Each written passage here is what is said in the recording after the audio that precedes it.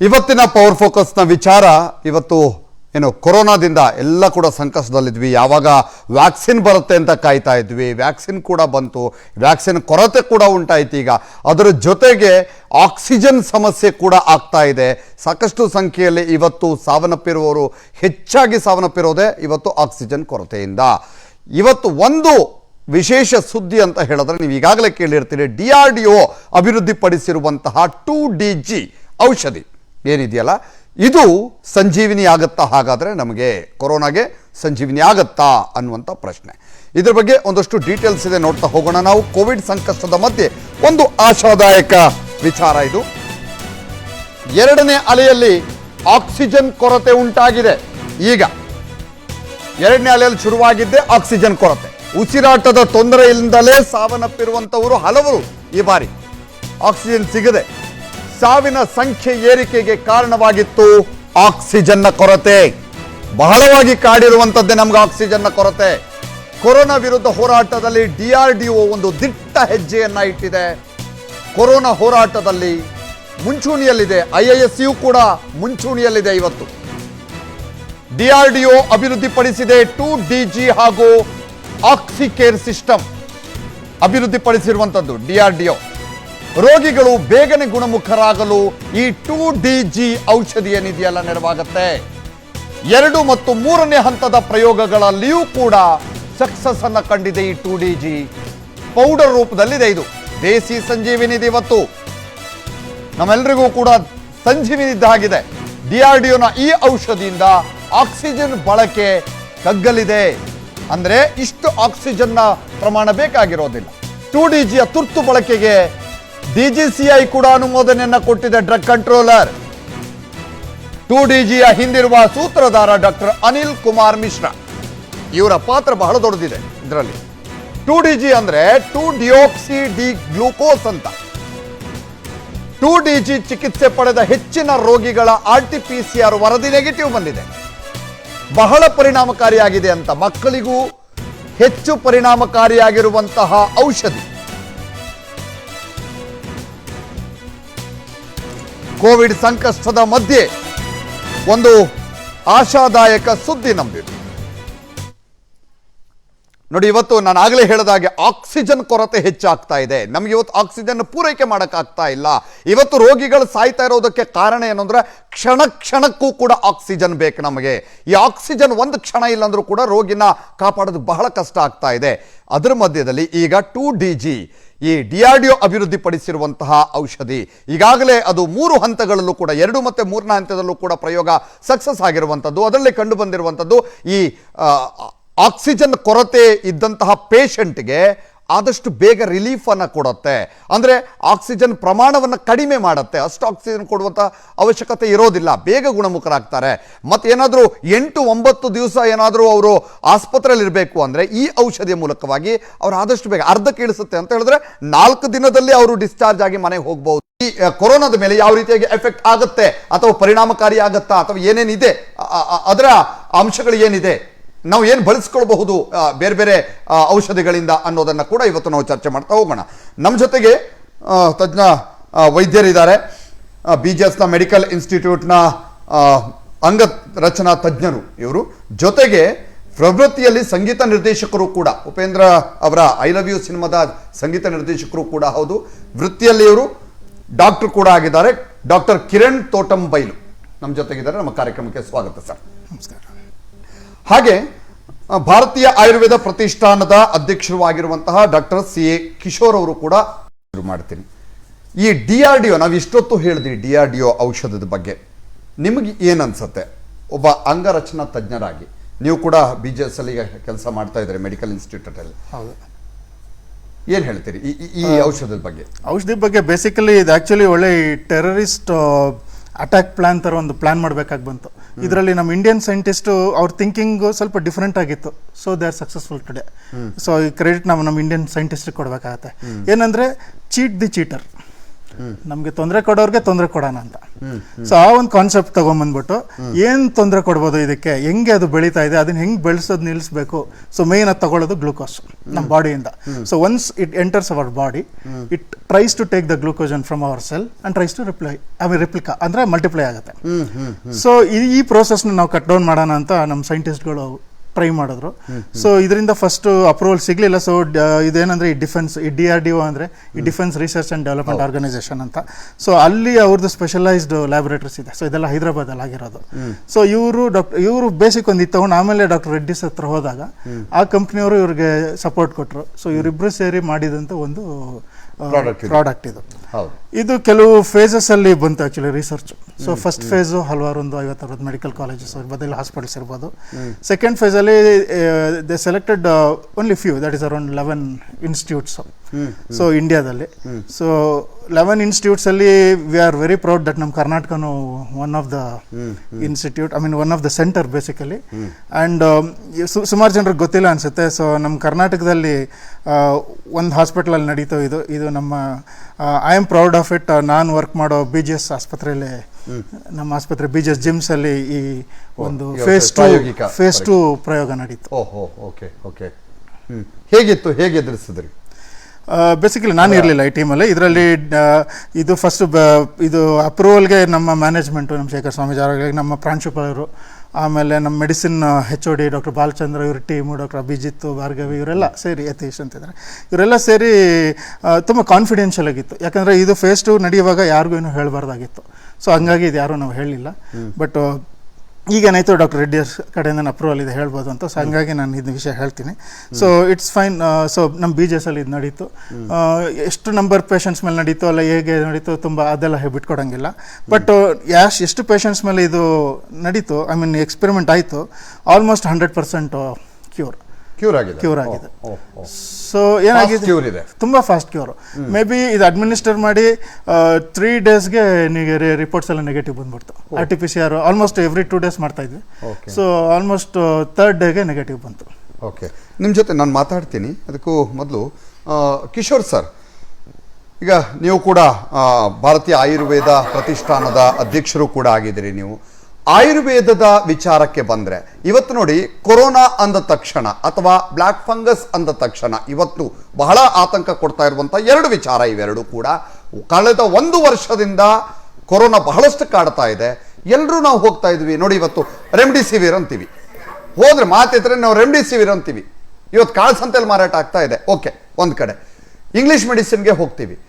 ಹಾಗಾದ್ರೆ ಆಯುರ್ವೇದದ ಪಾತ್ರ ಇದರಲ್ಲಿ ಇದೆಯಾ? ಕೊರೋನಾಗೆ ಆಯುರ್ವೇದದ ಪಾತ್ರ ಏನು? ಎಷ್ಟರ ಮಟ್ಟಿಗೆ ಪರಿಣಾಮಕಾರಿ ಆಯುರ್ವೇದ? ಬಹಳ ಒಳ್ಳೆ ಪ್ರಶ್ನೆ. ಈ ಚರ್ಚೆಗೆ ತಾವು ಬುನಾದಿ ಹಾಕಿರ್ತಕ್ಕಂಥದ್ದು ಈ ಒಂದು ಸಂದರ್ಭದಲ್ಲಿ ಸ್ವಾಗತಾರ್ಹ ಅಂತ ಹೇಳಿ, ಸೈನ್ಸು ವಿಜ್ಞಾನವನ್ನ ಸದ್ಬಳಕೆ ಮನುಕುಲದ ಒಳಿತಿಗಾಗಿ ತಗೊಳ್ತಕ್ಕಂಥ ಉದ್ದೇಶದಿಂದ ಯಾವುದೇ ವಿಜ್ಞಾನವನ್ನ ಅಜ್ಞಾನದ ಮುಸುಕಿನಿಂದ ತೆಗೆದು ಸರಿಯಾದಂತಹ ವಿಜ್ಞಾನದ ಮುಂಚೂಣಿಯಲ್ಲ ಹೋದಾಗ ಅನೇಕ ಆವಿಷ್ಕಾರಗಳಾಗ್ತವೆ. ದೇಶ ಈ ಒಂದು ಪ್ಯಾಂಡಮಿಕ್ ನ ಹೇಗೆ ಎದುರಿಸ್ತಾ ಇದೆ, ನೀವು ಸಾವು ನೋವು ಅಮೆರಿಕಾಗೆ ಸಿಂಗಪೂರಿಗೆಲ್ಲ ಹೋಲಿಸಿದಾಗ ಗಮನಾರ್ಹವಾಗಿ ನಮ್ಮಲ್ಲಿರ್ತಕ್ಕಂಥ ಟೋಟಲ್ ಇನ್ಫೆಕ್ಟೆಡ್ ಪಾಪ್ಯುಲೇಷನ್ಗೆ ಕಂಪೇರ್ ಮಾಡಿದ್ರೆ ಸಾವು ನೋವು ಖಂಡಿತ ಕಡಿಮೆ ಇದೆ. ಆಗಿರ್ತಕ್ಕಂಥ ಪ್ರತಿ ಸಾವುಗೂ ಶೋಕ ದುಃಖ ದುಮ್ಮಾನ ಇದೆ, ಅದು ಬೇರೆ ಅಂಶ.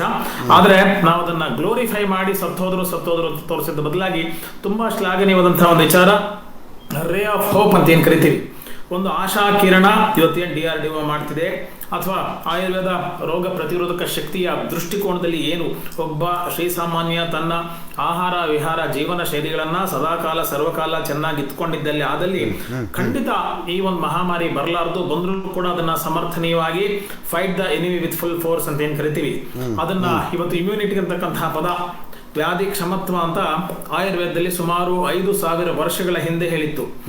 ಇವತ್ತು ಎಂತಹ ಒಂದು ದಿಟ್ಟವಾದಂತಹ ಸ್ಪಷ್ಟ ಉತ್ತರ ಆಯುರ್ವೇದ ಕೊಡ್ತಾ ಇದೆ ಅಂತ ಜಗತ್ತಿನಲ್ಲಿ ಎಲ್ಲರಿಗೂ ಪ್ರೂವ್ ಆಗಿದೆ. ಭಾರತ ಕಣ್ಣು ಮುಚ್ಚಿಕೊಂಡು ಒಳಗೆ ಹೋಗಿ 10 ದ್ರವ್ಯಗಳನ್ನ ತಗೊಂಡ್ಬಂದ್ರೆ 9 ದ್ರವ್ಯಗಳು ರೋಗ ಪ್ರತಿರೋಧಕ ಶಕ್ತಿಯ ವೃದ್ಧಿಯ ಪೂರಕವಾಗಿ ಅದು ನಿಲ್ತಾ ಇದೆ ಅಂತಕ್ಕಂಥದ್ದು ತುಂಬಾ ಸಮರ್ಥನೀಯವಾದಂತಹ ಮತ್ತೆ ಒಪ್ಪಿಗೆಯ ವಿಚಾರ. ಎರಡನೇದು, science never constant ever changing. Ever constant never changing ಬಹಳ ವ್ಯತ್ಯಾಸ ಇದೆ. ಇದನ್ನ ನಾವು ಮನಗಾಣಬೇಕಾಗತ್ತೆ. ನೀವು ರ್ಯಾಮ್ಡಿಸಿರ್ ಬಗ್ಗೆ ತುಂಬಾ ಒಂದು ಒಳ್ಳೆಯ ಉಲ್ಲೇಖವನ್ನ ಮಾಡಿದ್ರಿ. ಇವತ್ತು ಅದ್ರ ಬಗ್ಗೆ ಚರ್ಚೆಗೆ ಗ್ರಾಸವಾಗಿದೆ. ಇದು ನಿಜವಾಗ್ಲೂ ಅವಶ್ಯಕತೆ ಇದೆಯಾ ಅಥವಾ ಯೋಗ್ಯತೆ ಬೈಗಳಲ್ಲ, ಯೋಗ್ಯ ಪೇಷಂಟ್ ಹತ್ರ ಬೈಗಳಲ್ಲ. ಅನೇಕರಿಗೆ ಅದರ ಅವಶ್ಯಕತೆ ಇಲ್ಲದಿದ್ರು ಕೂಡ ಶ್ರೀಸಾಮಾನ್ಯ ತಗೊಂಡ್ಬಿಟ್ರೆ ಒಂದು ಸಂಜೀವಿನಿ ಅಂತ ಪ್ರಾಣ ಬದುಕು ಬಂದ್ಬಿಡುತ್ತೆ ಅಂತಕ್ಕಂಥ ದೃಷ್ಟಿಕೋನದಲ್ಲಿ ಬ್ಲ್ಯಾಕ್ ಮಾರ್ಕೆಟ್ ಅಲ್ಲಿ 53,000 ರೂಪಾಯಿವರೆಗೂ ಹೋಗಿದ್ದನ್ನ ನಾನು ತುಂಬಾ ನೋಡಿ ಅದನ್ನ ಧಿಕ್ಕರಿಸ್ತಾ ಇದ್ದೇನೆ. ಸೊ ಇವತ್ತು ಎಲ್ಲವನ್ನೂ ನಾವು ಹಾಕಿ ಸಿಕ್ಕ ಔಷಧಿಗಳನ್ನೆಲ್ಲ ಹಾಕಿ ನಾವು ಟ್ರೈ ಮಾಡ್ತೀವಿ ಅಂತ ಹೇಳಿ ಪ್ರತಿಯೊಂದು ಹಾಕಿರ್ತಕ್ಕಂಥ ದ್ರವ್ಯಗಳಿಗೂ ಕೂಡ ಆ ಒಂದು ವೈರಸ್ ಚೆನ್ನಾಗಿ ಅಡ್ಜಸ್ಟ್ ಆಗ್ಬಿಟ್ಟು ಫೇಸ್ 1 ಇಂದ ಫೇಸ್ 2ಗೆ ಅನೇಕ ಗೊತ್ತಿಲ್ಲದೆ ಪ್ರಜ್ಞಾಪರಾಧದಿಂದ ಅಂದ್ರೆ ಗೊತ್ತಿದ್ದು ತಪ್ಪು ಮಾಡತಕ್ಕಂತಹ ದೃಷ್ಟಿಕೋನದಲ್ಲಿ ನಾವೇನೆಲ್ಲ ದ್ರವ್ಯಗಳ ಪ್ರಯೋಗ ಮಾಡಿದ್ವಿ, ಹಾಗಾಗಿ ಆ ಜೀನ್ಸ್ ನ ಮ್ಯೂಟೇಷನ್ ಆಗ್ತಕ್ಕಂತಹ ಒಂದು ಸಾಧ್ಯತೆಗಳು ಹೆಚ್ಚು ಅಂತ ನಾನು ವೈಯಕ್ತಿಕವಾಗಿ ಮತ್ತೆ ನನ್ನ ವೃತ್ತಿಪರವಾಗಿ ನಾನು ಅದನ್ನ ಪ್ರತಿಪಾದಿಸ್ತೇನೆ. ಹಾಗಾಗಿ ತುಂಬಾ ಜಾಗರೂಕತೆಯಿಂದ ತುಂಬಾ ಜವಾಬ್ದಾರಿಯಾಗಿ ನಾವು ಹೊಸ ದ್ರವ್ಯಗಳನ್ನ ಪ್ರಯೋಗ ಮಾಡಬೇಕು. ಒಂದು ಎರಡನೇದು ICMR ಗೈಡ್ಲೈನ್ಸ್ ಆಗಿರ್ಬೋದು, ಮಗದೊಂದಾಗಿರ್ಬೋದು, ಎಲ್ಲದಕ್ಕಿಂತ ಪ್ರಮುಖವಾಗಿ ಈಗ ತೊಂದರೆ ಬಂದಿದೆ, ಇದಕ್ಕೆ DRDO ಕಂಡುಹಿಡಿಯಲಿ, ಮತ್ತೊಬ್ಬರು ಕಂಡುಹಿಡಿಯಲಿ, ಮಗದೊಬ್ಬರು ಕಂಡುಹಿಡಿಯಲಿ, ತುಂಬಾ ಸ್ವಾಗತಾರ್ಹ. ಮನುಕುಲದ ಒಳಿತಿಗಾಗಿ ಯಾರೆಲ್ಲ ಶ್ರಮಿಸ್ತಿದ್ದಾರೆ ಅವರೆಲ್ಲರಿಗೂ ಒಂದು ದೊಡ್ಡ ಸಲಾಂ. ಮುಖ್ಯವಾಗಿ ನಾನು ಈ ಸಂದರ್ಭದಲ್ಲಿ ಹೇಳಕ್ ಇಷ್ಟಪಡೋದು, ರೋಗಿಯ ಬಲ ಮತ್ತೆ ರೋಗದ ಬಲ ಈ ಎರಡರ ಯುದ್ಧವೇ ನಡೀತಾ ಇರೋದು. It boils down to only these two subjects and these two points in any discussion. ರೋಗಿಯ ಬಲ ಜಾಸ್ತಿ ಇದ್ರೆ ರೋಗವನ್ನ ಸದ್ದಡಗಿಸಿ ಆ ಮನುಷ್ಯ ಬದುಕಬಲ್ತಾನೆ. ರೋಗದ ಬಲ ಜಾಸ್ತಿ ಇದ್ರೆ ಅದು ರೋಗಿಯನ್ನ ಸಂಪೂರ್ಣವಾಗಿ ನುಂಗ್ ಹಾಕ್ತಾ ಇದೆ. ಯುವ ಪೀಳಿಗೆ 30 to 50 ಈ ಸೆಕೆಂಡ್ ಪ್ಯಾಂಡಮಿಕ್ ವೇವ್ ಅಲ್ಲಿ ಅನೇಕ ತರುಣರು 30 ರಿಂದ 50 ವರ್ಷ ಇರತಕ್ಕಂತಹ ಶ್ರೀಸಾಮಾನ್ಯರು ತಮ್ಮ ಜೀವನವನ್ನ ಬಲಿ ಕೊಟ್ಟಿರ್ತಕ್ಕಂಥದ್ದು ತುಂಬಾ ಶೋಚನೀಯವಂತಹ ಪರಿಸ್ಥಿತಿ. ಹಾಗಾಗಿ ತುಂಬಾ ನಾವು education first important, isolation next, vaccination third. ಈ ಮೂರಕ್ಕೆ ಗಮನ ಕೊಡದೆ ನಾವು ವದಂತಿಗಳಿಗೆ ಕೇಳಿಕೊಂಡು ಆಮೇಲೆ ತುಂಬಾ ಜವಾಬ್ದಾರಿತಾಗಿ ನಾನು ಈ ಮಾತನ್ನು ಹೇಳ್ತೇನೆ. ಇವತ್ತೆಲ್ಲರೂ ನಾವು ಫೇಸ್ಬುಕ್ ಮತ್ತೆ ವಾಟ್ಸಪ್ ಯೂನಿವರ್ಸಿಟಿಯ ವೈಸ್ ಚಾನ್ಸಲರ್ಸ್ ತರ ಬಿಹೇವ್ ಮಾಡ್ತಿದ್ದೀವಿ. ಮಾಹಿತಿಯನ್ನ ಯೂಸ್ ಮಾಡಬೇಕು, ಅದರ ಓವರ್ ಯೂಸು, ಅಬ್ಯೂಸು, ಮಿಸ್ಯೂಸು ತುಂಬಾ ಹೆಚ್ಚಿನ ಹಂತದಲ್ಲಿ ಆಗ್ತಾ ಇರೋದ್ರಿಂದ ಯಾರು ಏನು ತಮಗೆ ತೋಚುತ್ತೋ ಬೆರಳು ತುದಿಯಲ್ಲಿ ನ್ಯೂಸ್ ಅನ್ನ ಉತ್ಪನ್ನ ಮಾಡಿ ಹರಿಬಿಡ್ತಾರೆ. ಅದನ್ನ ಅನೇಕ ಅಮಾಯಕರು ನಂಬಿ ಸಮಸ್ಯೆಗೆ ಎಡೆ ಮಾಡಿಕೊಟ್ಟಿದ್ದಾರೆ. ರೆಮಿಡಿಸಿವರ್ ತುಂಬಾ ಜಾಸ್ತಿ ಪ್ರಮಾಣದಲ್ಲಿ ಬ್ಲ್ಯಾಕ್ ಮಾರ್ಕೆಟ್ ಅಲ್ಲಿ ಬರೋಕ್ಕೆ ಇದು ಕೂಡ ಸಾಮಾಜಿಕ ಒಂದು ಬಹುದೊಡ್ಡ ಪಾತ್ರ ನೆಗೆಟಿವ್ ವೇಯಲ್ಲಿ ಇದೆ ಅಂತ ನಾನು ಹೇಳಕ್ ಇಷ್ಟಪಡ್ತೀನಿ. ಸೊ ಹೀಗಾಗಿ ಬರ್ತಕ್ಕಂತಹ ಯಾವುದೇ ಹೊಸ ದ್ರವ್ಯ ತುಂಬಾ ಬಂದು ಮನುಕುಲಕ್ಕೆ ಒಳಿತಾಗ್ತದೆ ಅಂದ್ರೆ ಖಂಡಿತವಾಗ್ಲೂ ಒಬ್ಬ ವೈದ್ಯನಾಗಿ ಮತ್ತೆ ಒಬ್ಬ ಭಾರತೀಯನಾಗಿ ಅದನ್ನ ನಾನು ತುಂಬಾ ಹೃದಯದಿಂದ ಸ್ವಾಗತಿಸ್ತೀನಿ. ಇದು ಒಂದು. ಎರಡನೇದು, ಸಮಸ್ಯೆ ವೇವ್ 1 ಬಂತು, ನಾವು ಎಚ್ಚೆತ್ಕೊಳ್ಳಿಲ್ಲ. ವೇವ್ 2 ಬಂದಾಗ ಕಣ್ ಬಿಡ್ತಾ ಇದೀವಿ. ಇದು ಮುಂಬರುವ ಭಾಗಗಳಲ್ಲಿ ಇನ್ನೂ ತೀಕ್ಷ್ಣವಾಗಿ ತೀವ್ರವಾಗಿ ಬೇರೆ ಬೇರೆ ವಯೋಮಾನದವರಿಗೆ ಆವರಿಸತಕ್ಕಂತಹ ಸಾಧ್ಯತೆಗಳಿದೆ. ಯಾಕಂದ್ರೆ always the virus will try to find the safe host. ಯಾರು ಚೆನ್ನಾಗಿ ಊಟ ಹಾಕ್ತೀರಾ, ಯಾರು ಚೆನ್ನಾಗಿ ಗೌರವ ಮರ್ಯಾದೆ ಕೊಡ್ತೀರಾ, ಯಾರು ಚೆನ್ನಾಗಿ ಆಶ್ರಯ ಕೊಡ್ತೀರಾ, ಅವರ ಮನೆಯಲ್ಲಿ ಆಗಂತುಕರು ಆರಾಮಾಗಿ ಇರತಕ್ಕಂಥ ಒಂದು ವ್ಯವಸ್ಥೆ ಮನುಕುಲದಲ್ಲಿ ಸರ್ವೇ ಸಾಮಾನ್ಯವಾಗಿ ನಾವೇ ಕಾಣ್ತೀವೋ ಹಾಗೆ ವೈರಾವಣಲ್ಲೂ ಕಾಣ್ತೀವಿ. ನಿಮ್ಮ ವಾಶ್ರೂಮ್ ಮನೆಯನ್ನು ತುಂಬಾ ಗಲೀಜಾಗಿದೆ, ರೋಡೆಂಟ್ಸ್, ಜಿರ್ಲೆ, ಇಲಿ, ಹಲ್ಲಿ, ರ್ಯಾಟ್ಸು, ರೋಡೆಂಟ್ಸು ತುಂಬಾ ಹೇರಳವಾಗಿರುತ್ತೆ. ಸ್ವಚ್ಛವಾಗಿರ್ತಕ್ಕಂಥ ಮನೇಲಿ ಹೇಗಿರಲ್ವೋ ನಿಮ್ಮ ಆಂತರಿಕ ಸ್ವಚ್ಛತೆ ಅಷ್ಟೇ ಮುಖ್ಯ. ಕಡೆಯ ಅಂಶ ನಾನು ಪ್ರಸ್ತಾವನೆಯಲ್ಲಿ ಹೇಳಕ್ ಇಷ್ಟಪಡ್ತಕ್ಕಂಥದ್ದು, ಸೋಷಿಯಲ್ ಡಿಸ್ಟೆನ್ಸಿಂಗ್ ಅನ್ನ ಮಾಡಿ ಅಂತ ಎಷ್ಟು ಕಿರಿಸ್ಕೊಂಡ್ರು ಕೂಡ ನಾವು ಅದನ್ನ ಫಾಲೋ ಇವತ್ತಿಗೂ ಮಾಡ್ತಾ ಇಲ್ಲ. ಬೆಳಗ್ಗೆ 6 ರಿಂದ 10 ಓಪನ್ ಇದೆ ಮಾರ್ಕೆಟ್ ಅಂದ್ರೆ ಎಲ್ಲ ಅಲ್ಲಿ ದುಂಬಾಲ್ ಬಿದ್ಬಿಡ್ತಕ್ಕಂಥದ್ದನ್ನ ನಾವು ನೋಡ್ತಿದ್ದೀವಿ. ಆಗ್ಬೇಕಾಗಿರೋದು ಸೋಷಿಯಲ್ ಡಿಸ್ಟೆನ್ಸಿಂಗು, ಅದಾಗ್ತಾ ಇಲ್ಲ. ಆಗಬಾರದ್ದು ಮೆಂಟಲ್ ಡಿಸ್ಟೆನ್ಸಿಂಗು. ಇವತ್ತು ಅದು ದುರಾದೃಷ್ಟವಶಾತ್ ಆ ಮೆಂಟಲ್ ಡಿಸ್ಟೆನ್ಸಿಂಗ್ ಆಗೋಗ್ತಾ ಇದೆ. ಫೋನಲ್ಲಿ ಮಾತಾಡ್ಬಿಟ್ರೆ ಕೊರೋನಾ ಬಂದ್ಬಿಡುತ್ತಾ ಸರ್, ಅವ್ರ ಹತ್ರ ಮಾತಾಡ್ಬಿಟ್ಟು 20 ನಿಮಿಷ ನನಗೆ ಗೊತ್ತೇ ಇಲ್ಲ, ಆಮೇಲೆ ಹೇಳಿದ್ರು ಅವ್ರು ಪಾಸಿಟಿವ್ ಅಂತ. ಇಂತಹ ಮೋಡ್ಯದಲ್ಲಿ ನಾವು ಇವತ್ತು ಕೂಡ ಇದೀವಿ. ಸೊ ಸರಿಯಾದಂತಹ ಎಜುಕೇಶನ್ ಅನ್ನ, ಸರಿಯಾದಂತಹ ಪ್ರತ್ಯುತ್ತರವನ್ನ, fight the enemy with full force ಅಂತ ಏನ್ ಕರಿತೀವಿ, no stone is to be left unturned ಅಂತಕ್ಕಂತಹ ಮಾತನ್ನು ಹೇಳ್ತೀವಿ. ಈ ದೃಷ್ಟಿಕೋನದಲ್ಲಿ ನಾವು ಇವತ್ತಿರ್ತಕ್ಕಂತಹ ಕೆಟ್ಟ ಪರಿಸ್ಥಿತಿಯಲ್ಲಿ ಜಾಗರೂಕತೆಯಿಂದ ನಾವು ಮುಂಚೂಣಿಯಲ್ಲಿ ಯುದ್ಧವನ್ನ ಶುರು ಮಾಡಿದ್ದೇವೆ. Yes, sir. ಸರಿಯಾಗಿ ಸಮರ್ಪಕವಾಗಿ ಮುಗಿಸಬೇಕು. Correct, sir. ಕಡೆ ಅಂಶ, ನಾವು ಸರ್ಕಾರಕ್ಕೆ ಮಾತ್ರ ಬ್ಲೇಮ್ ಗೇಮ್ ಮಾಡಿಕೊಂಡು ನೀವು ನೋಡ್ಕೋಬೇಕಿತ್ತು ಅಂದ್ರೆ ಇವತ್ತಿನ ವ್ಯಾಕ್ಸಿನೇಷನ್ ಇರ್ಬೋದು, ಮತ್ತೊಂದು ಮಗದೊಂದು ಲಾಕ್ಡೌನ್ ಬೇಕಾ ಬೇಡವಾ ಎಲ್ಲರೂ ಚರ್ಚೆ ಬಂದಾಗ ನಾವು ಸರ್ಕಾರವನ್ನ ವ್ಯವಸ್ಥೆಯನ್ನ ಬೈತೀವಿ. ಆದ್ರೆ ಆ ವ್ಯವಸ್ಥೆಯ ಭಾಗ ನಾನು, micro unit of that particular system ನಾನು ಅಂತಕ್ಕಂಥ, ನಾನು ಅಂದ್ರೆ ನಾವು ಅಂದ್ರೆ ನಾವೆಲ್ಲರೂ. ಸೊ ನಮ್ಗಳಿಗೆ ಆ ಕಾಳಜಿ, ಆ ಬದ್ಧತೆ, ಆ ಸಿದ್ಧತೆ, ಆ ಮಾನಸಿಕ ಅಸಮತೋಲನ ಇದ್ದಾಗ, ವ್ಯವಸ್ಥೆಗೆ ನಾವು ಪೂರಕವಾಗಿ ನಿಲ್ಲದೆ ಇದ್ದಾಗ ಯಾವ ವ್ಯವಸ್ಥೆಯು, ಭಾರತ ದೇಶ ಇಂತಹ ವ್ಯಾಪಕವಾಗಿರತಕ್ಕಂತಹ ದೇಶ, 100 ವ್ಯಾಕ್ಸಿನೇಷನ್ ನೆನ್ನೆ ಯೋಚನೆ ಅಂದ್ರೆ ಖಂಡಿತವಾಗಲೂ ಸಾಧ್ಯ ಅಂತಕ್ಕಂಥ ಮಾತು. ಎಸ್ ಸರ್, ಮಾತಾಡ್ತೀನಿ ಸರ್. ನಾನು ಚರ್ಚೆನ ಮುಂದುವರಿಸ್ತೀನಿ. ಒಂದು ಚಿಕ್ಕ ಬ್ರೇಕ್ನ ಸಮಯ ಆಗಿದೆ. ಬ್ರೇಕ್ ಆದ ನಂತರ ಚರ್ಚೆ ಮುಂದುವರಿಯುತ್ತೆ.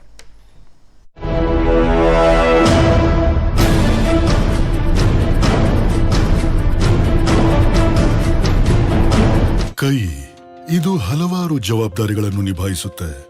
ಎಲ್ಲೋ ಮಣ್ಣಿನಿಂದ ಚಿನ್ನ ಬೆಳೆಸುತ್ತೆ, ಮತ್ತೆಲ್ಲೋ ಹೆಸರಿಲ್ಲದ ಸಂಬಂಧವನ್ನು ನಿಭಾಯಿಸುತ್ತೆ. ಕೆಲವೊಮ್ಮೆ ಮಕ್ಕಳ ಜೊತೆ ಮಕ್ಕಳಾಗಿ ಬಿಡುತ್ತೆ, ಮತ್ತೆ ಕೆಲವೊಮ್ಮೆ ಅಮ್ಮನಾಗಿ ಮಮತೆಯ ಸುರಿಮಳೆ ಸುರಿಸುತ್ತೆ. ಈ ಎಲ್ಲಾ ಕೈಗಳ ಸುರಕ್ಷತೆಯ ಜವಾಬ್ದಾರಿ ನಿಭಾಯಿಸುತ್ತೆ ಡೆಟಾಲ್. ಇದು 100 ರೋಗ ಹರಡುವ ರೋಗಾಣುಗಳಿಂದ ಸುರಕ್ಷೆ ಒದಗಿಸುತ್ತೆ. Dettol P100% sure. ಅಭಯ ಗೋಲ್ಡ್ ಕಂಪನಿಗೆ ಬನ್ನಿ. ಬೇರೆಡೆ ಅಡವಿಟ್ಟ ಚಿನ್ನವನ್ನು ಬಿಡಿಸಿ ಅಧಿಕ ಬೆಲೆಗೆ ಕೊಂಡು ಡಿಫರೆನ್ಸ್ ಅಮೌಂಟ್ ಅನ್ನು ಕ್ಷಣಾರ್ಧದಲ್ಲೇ ಕೊಡುತ್ತಾರೆ. ಅಭಯ ಗೋಲ್ಡ್ ಬಯರ್ಸ್. ಪ್ರತಿಯೊಬ್ಬರಿಗೂ ಸೋಂಕು, ಜ್ವರದ ಭಯ ಕಾಡ್ತಾ ಇದೆ. ಇಂಥ ಸೋಂಕೆ ನಿಮ್ಮ ಹತ್ರ ಬರಬಾರ್ದು ಅಂತಂದ್ರೆ ಏನು ಮಾಡಬೇಕು? ರೋಗ ನಿರೋಧಕ ಶಕ್ತಿಯನ್ನು ಜಾಸ್ತಿ ಮಾಡ್ಕೊಳ್ಬೇಕು. ಈಗ ನಿಮ್ಮ ಆಯುಷ್ಯದ ರಕ್ಷಣೆಗೆ ಇದು ಆಯುರ್ರಕ್ಷಾ ಇಮ್ಯುನೋ ಮಾಡ್ಯುಲೇಟರ್. ಎಂಥದೇ ಸೋಂಕಿರಲಿ ಭಯ ಬೇಡ, ನಿಮ್ಮ ಜೊತೆಗೆ ಆಯುರ್ರಕ್ಷಾ ಕಿಟ್ ಇರಲಿ. ಈ ನೆಲವೇ ಆಗುತ್ತೆ ನಮ್ಮ ಮೊದಲ ಪ್ಲೇ ಗ್ರೌಂಡ್. ರೋಗಗಳು ಈ ನೆಲದಿಂದಲೇ ಬರ್ತವೆ. ಸಾಧಾರಣ ಡಿಟರ್ಜೆಂಟ್ ಮತ್ತು ಫಿನೈಲ್ ಕಲೆ ಮತ್ತು ಅದರಲ್ಲಡಗಿರೋ ಕೀಟಾಣುಗಳನ್ನು ತೊಲಗಿಸೋಲ್ಲ. ಅದಕ್ಕಾಗಿಯೇ ನನ್ನ ಆಯ್ಕೆ ಲೈಸಾಲ್ನ ಪೂರ್ತಿ ಸ್ವಚ್ಛತೆ. ಇದು ತೊಲಗಿಸುತ್ತೆ ಕಠಿಣ ಕಲೆ, ಕೊಲ್ಲುತ್ತೆ ಮತ್ತು 99.9% ಜರ್ಮ್ಸ್. ಲೈಸಾಲ್ ಆರೋಗ್ಯಕರ ಮನೆಯ ಅಭ್ಯಾಸ. ಎಕ್ಸ್ಕ್ಯೂಸ್ ಮೀ, ನಿತ್ಯದ ಬಟ್ಟೆಗಳ ಮೇಲೆ ಡ್ರೈ ಕ್ಲೀನ್ ನಂತಹ ರಿಸಲ್ಟ್ ಮನೆಯಲ್ಲೇ ಸಿಕ್ಕಿದ್ರೆ ಇಂಪಾಸಿಬಲ್. ವ್ಯಾನಿಶ್ ನಿಂದ ಪಾಸಿಬಲ್. ಒಂದಾನೊಂದು ಕಾಲದಾಗ ಈ ಶರ್ಟ್ ಬಿಳಿತ್ತು, ಸ್ವಲ್ಪ ಇಂಕ್. ಇದು ನಿಮ್ಮ ದುಬಾರಿ detergent plus 1 scoop vanish. Vanish ನಲ್ಲಿದೆ ಲಕ್ಷಾಂತರ ಆಕ್ಸಿಜನ್ ಬಬಲ್ಸ್ ನ ಶಕ್ತಿ. ಕಲೆ ಮಂಗ ಮಾಯ ವೈಟ್ಸ್ ವೈಟ್. ಹೇಗೆ ಡ್ರೈ ಕ್ಲೀನ್ ನ ಹಾಗೆ ಈ ಫೇಲ್ ಆದ ಡ್ರೆಸ್ ಕೇಳಲ್ಲ. ವೆಸ್ ದ ಬಾಡಿ ಟು ನೈಟ್. ಮತ್ತು ಇದು ಬೆವರಿನ ಕಲೆ ಅಂದ್ರೆ ಜರ್ಮ್ಸ್. ವ್ಯಾನಿಶ್ ನ ಆಕ್ಸಿಜನ್ ಬಬಲ್ಸ್ ಮಾಡುತ್ತೆ, ಬಣ್ಣ ಬ್ರೈಟ್ ಮತ್ತು 99.9% ಜರ್ಮ್ಸ್ ಕೂಡ ತೊಲಗಿಸುತ್ತೆ. ಕಲೆ ಮಂಗ ಮಾಯ ವೈಟ್ಸ್ ವೈಟ್, ಬಣ್ಣ ಬ್ರೈಟ್ ಮತ್ತು 99.9% ಜರ್ಮ್ಸ್ ಕೂಡ ತೊಲಗಿಸುತ್ತೆ. ನಿಮ್ಮ ಒಡವೆಯನ್ನು ಅಟಿಕಾನಲ್ಲಿ ಬೆಸ್ಟ್ ರೇಟ್ಗೆ ಮಾರಿಬಿಡಿ. ಒಂದೇ ನಿಮಿಷದಲ್ಲಿ ಹಣವನ್ನು ಪಡೆದುಕೊಳ್ಳಿ. ನಿಮ್ಮ ಪ್ರಾಬ್ಲಮ್ಸ್ ಅನ್ನು ಸಾಲ್ವ್ ಮಾಡಿಕೊಳ್ಳಿ. ಇನ್ಮೇಲೆ ನೆಮ್ಮದಿಯಾಗಿ ಇರಿ. ಆಟಿಕಾ. ಕೈ ಇದು ಹಲವಾರು ಜವಾಬ್ದಾರಿಗಳನ್ನು ನಿಭಾಯಿಸುತ್ತೆ. ಎಲ್ಲೋ ಮಣ್ಣಿನಿಂದ ಚಿನ್ನ ಬೆಳೆಸುತ್ತೆ, ಮತ್ತೆಲ್ಲೋ ಹೆಸರಿಲ್ಲದ ಸಂಬಂಧವನ್ನು ನಿಭಾಯಿಸುತ್ತೆ. ಕೆಲವೊಮ್ಮೆ ಮಕ್ಕಳ ಜೊತೆ ಮಕ್ಕಳಾಗಿ ಬಿಡುತ್ತೆ, ಮತ್ತೆ ಕೆಲವೊಮ್ಮೆ ಅಮ್ಮನಾಗಿ ಮಮತೆಯ ಸುರಿಮಳೆ ಸುರಿಸುತ್ತೆ. ಈ ಎಲ್ಲಾ ಕೈಗಳ ಸುರಕ್ಷತೆಯ ಜವಾಬ್ದಾರಿ ನಿಭಾಯಿಸುತ್ತೆ ಡೆಟಾಲ್. ಇದು 100 ರೋಗ ಹರಡುವ ರೋಗಾಣುಗಳಿಂದ ಸುರಕ್ಷೆ ಒದಗಿಸುತ್ತೆ. Dettol P100% sure. ಮನುಕುಲಕ್ಕೆ ವಿಷಮಗಳಿಗೆ ಎದುರಾಗಿದೆ. ಭಯವೇ ನಮ್ಮೆಲ್ಲರ ಬದುಕಾಗಿದೆ. ಅಧಿಕಾರ, ಹಣ, ಪ್ರತಿಷ್ಠೆ, ಸಂಬಂಧ ಯಾವುದು ಕೆಲಸಕ್ಕೆ ಬಾರದು. ಸಾವು ಬದುಕಿನ ಹೋರಾಟದಲ್ಲಿ ಗೆಲ್ಲಲು ಇರುವುದು ಎರಡೇ ದಾರಿ: ಮನಸ್ಸಿನಲ್ಲಿ ಆತ್ಮವಿಶ್ವಾಸ, ದೇಹದಲ್ಲಿ ರೋಗ ನಿರೋಧಕ ಶಕ್ತಿ. ಅಮೃತ್ ನೋನಿ ಪವರ್ ಪ್ಲಸ್, ರೋಗ ನಿರೋಧಕ ಶಕ್ತಿಗಾಗಿ ಆರೋಗ್ಯದ ಭರವಸೆ.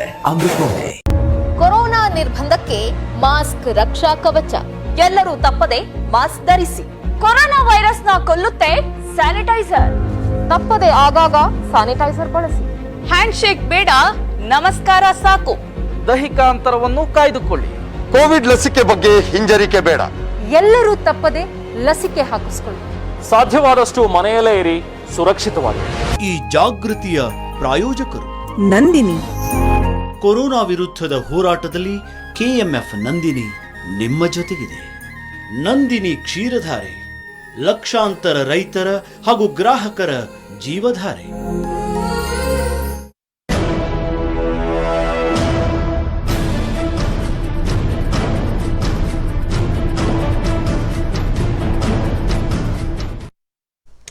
Welcome back. ಇವತ್ತು ನಾವು ಈ ಸಂಜೀವಿನಿ, ದೇಸಿ ಸಂಜೀವಿನಿ ಬಗ್ಗೆ ಮಾತನಾಡ್ತಾ ಇದ್ವಿ.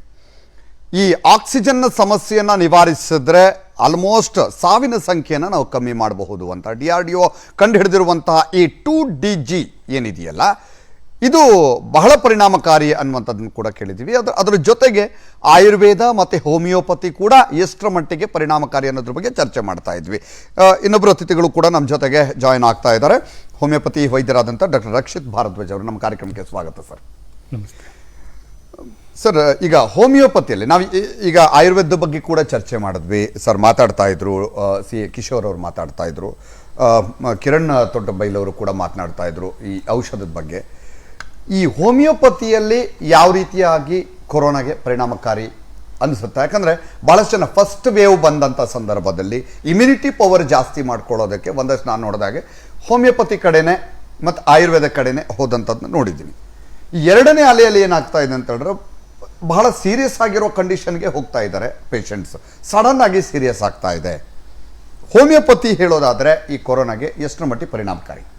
ಹೋಮಿಯೋಪತಿಯಲ್ಲಿ ಸುಮಾರು ಒಳ್ಳೆ ಔಷಧಿಗಳಿದೆ. ಹೇಳ್ಬೇಕಂತಂದ್ರೆ ಅಕೊನೈಟ್ ಅಂತ ಹೇಳಿ ನಮ್ಮಲ್ಲಿ ಒಂದು ಔಷಧಿ ಇದೆ. ಇದು ವೆರಿ ಇನಿಷಿಯಲ್ ಸ್ಟೇಜಲ್ಲಿ ಕೆಮ್ಮು, ನೆಗಡಿ, ಶೀತ ಏನಾದರೂ ಕಾಣಿಸ್ಕೋತು, ಸಡನ್ ಆನ್ಸೆಟ್ ಆಫ್ ಸಿಂಪ್ಟಮ್ ಅಂತ ಹೇಳ್ತೀವಿ ಅಕೊನೈಟ್ಗೆ. ಅಂಥ ಟೈಮಲ್ಲಿ ಈ ಔಷಧಿ ಯಾರಾದ್ರು ನುರಿತ ತಜ್ಞರು ಕರೆಕ್ಟಾಗಿ ಕೊಟ್ಟರೆ ಇನಿಷಿಯಲ್ ಸ್ಟೇಜಲ್ಲಿ ಅದನ್ನು ಕಟ್ ಆಫ್ ಮಾಡ್ಬೋದು. ಓಕೆ, ನಾನು ಕರೋನಾನೇ ಕಟ್ ಆಫ್ ಮಾಡಿದ್ವಿ ಅಂತ ಹೇಳ್ತಾ ಇಲ್ಲ. ಇನಿಷಿಯಲ್ ಸ್ಟೇಜಲ್ಲಿ ಇಂಥ ಸಿಂಪ್ಟಮ್ಸ್ ಇದ್ದಾಗ ಅಕೊನೈಟ್ ಅನ್ನೋ ಔಷಧಿ ತುಂಬ ಚೆನ್ನಾಗಿ ಪರಿಣಾಮ ಬೀರುತ್ತೆ. ನೆಕ್ಸ್ಟ್ ನೀವು ಕೇಳಿರ್ಬೋದು, ಆರ್ಸೆನಿಕ್ ಆಲ್ಬ್ ಅನ್ನೋದು ಈ ವಾಟ್ಸಪ್ ಯೂನಿವರ್ಸಿಟಿಲಿ ಹರಿದಾಡ್ಬಿಟ್ಟಿದೆ. ಆ ಔಷಧಿ ಎಂಥ ಚೆನ್ನಾಗಿ ಕೆಲಸ ಮಾಡುತ್ತೆ ಅಂದರೆ, ಆ ಪೇಷಂಟ್ನ ನಾವು ಬರೀ ಕಾಯಿಲೆ ನೋಡಲಿಲ್ಲ, ವ್ಯಕ್ತಿತ್ವನೂ ನೋಡ್ತೀವಿ, ಅಂದರೆ ವ್ಯಕ್ತಿಯ ಗುಣನೂ ನೋಡ್ತೀವಿ. ಆ ಟೈಮಲ್ಲಿ ಅವ್ರದ್ದು ಹೇಗೆ ಎಫೆಕ್ಟ್ ಆಗಿದೆ ಅನ್ನೋದನ್ನ ಸ್ಟಡಿ ಮಾಡ್ತೀವಿ. ಬಾಯಾರಿಕೆ ಹೇಗಿದೆ, ತುಂಬ ವೀಕ್ನೆಸ್ ಇರುತ್ತೆ ಆ ಮನುಷ್ಯದಲ್ಲಿ. ಕರೋನಾ ಆಗಿದ್ದಾಗ ತುಂಬ weakness, excessive weakness, extreme thirst, ನ್ಯೂಮೋನಿಯಾಗೂ ಹೋಗಿರ್ತಾರೆ. ಅದು severe cases. But mild to moderate cases ಅಲ್ಲಿ arsenic alb it can again abort such a situation. ನಾವು ಹೋಮಿಯೋಪತಿಯಲ್ಲಿ ಅಬಾರ್ಟ್ ಅನ್ನೋ ಒಂದು ಟರ್ಮ್ ತುಂಬ ಯೂಸ್ ಮಾಡ್ತೀವಿ. ಏನಂದ್ರೆ ಆ ಒಂದು ಸ್ಟೇಜ್ಗೆ ಹೋಗೋದನ್ನ ತಡೆಗಟ್ಟಬಹುದು ಅಂತ. ನೆಕ್ಸ್ಟ್ ಅಕಸ್ಮಾತ್ ಕೈ ಮೀರಿತು, ಈಗ ಯಾವುದಾದ್ರೂ ಏನಂತಾರೆ CT ಸಿವಿಯಾರಿಟಿ ಸ್ಕೋರ್ ಅಂತ ಹೇಳ್ತೀವಿ ನಾವು, chest high resolution CT scan ಮಾಡಿದಾಗ ಅದರಲ್ಲಿ ಯಾರ್ದಾದ್ರು CT severity score which is about 11 to 25 ಅಂತ ಟೈಮ್ನಲ್ಲಿ they are definitely in this phase of pneumonia. Bryonia ಅನ್ನೋ ಔಷಧಿ ನಮ್ಮಲ್ಲಿ, ಬ್ರಯೋನಿಯಾ ಆಲ್ಬಾ ಅಂತ ಹೇಳಿ ಒಂದು ಔಷಧಿ ಇದೆ. It has the capacity to abort again such a situation of going into a complication. But ನಾನು ಈಗ ಔಷಧಿ ಹೆಸರು ಹೇಳಿದೆ ಅಂತ ಹೇಳಿ ತಕ್ಷಣ ಹೋಗಿ ಎಲ್ಲರೂ ಆರ್ಸಾಲ್ ತೊಗೊಂಡ್ಬಿಡೋದು ಅಥವಾ ಬ್ರಯೋನಿಯಾ ತಂದು ಮನೆಯಲ್ಲಿ ಇಟ್ಕೊಂಡ್ಬಿಡೋದು, ತಮ್ಮನ್ನು ತಾವೇ ಟ್ರೀಟ್ ಮಾಡ್ಕೊಳ್ಳೋದು, ಇಂಥ ಮೂರ್ಖತನ ಮಾಡಕ್ ಹೋಗಬಾರದು.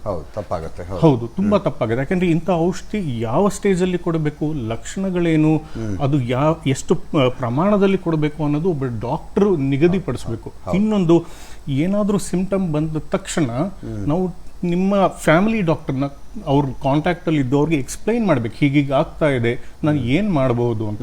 ಎಷ್ಟೊಂದು ಸಲ ನಾವು ಮಾಡೋ ಮಿಸ್ಟೇಕ್ ಏನಂತಂದ್ರೆ, RT-PCR ಮಾಡಿಸ್ತಾರೆ, ನೆಗೆಟಿವ್ ಬರುತ್ತೆ, ಹಬ್ಬ ತರ ಹೋಗಿ ಸೆಲೆಬ್ರೇಟ್ ಮಾಡ್ತಾರೆ, ಎಲ್ಲ ನಂದು ನೆಗೆಟಿವ್ ಇದೆ ಅಂತ. ಅಲ್ಲೇ ನಾವು ಮಿಸ್ಟೇಕ್ ಮಾಡ್ತಾ ಇರೋದು.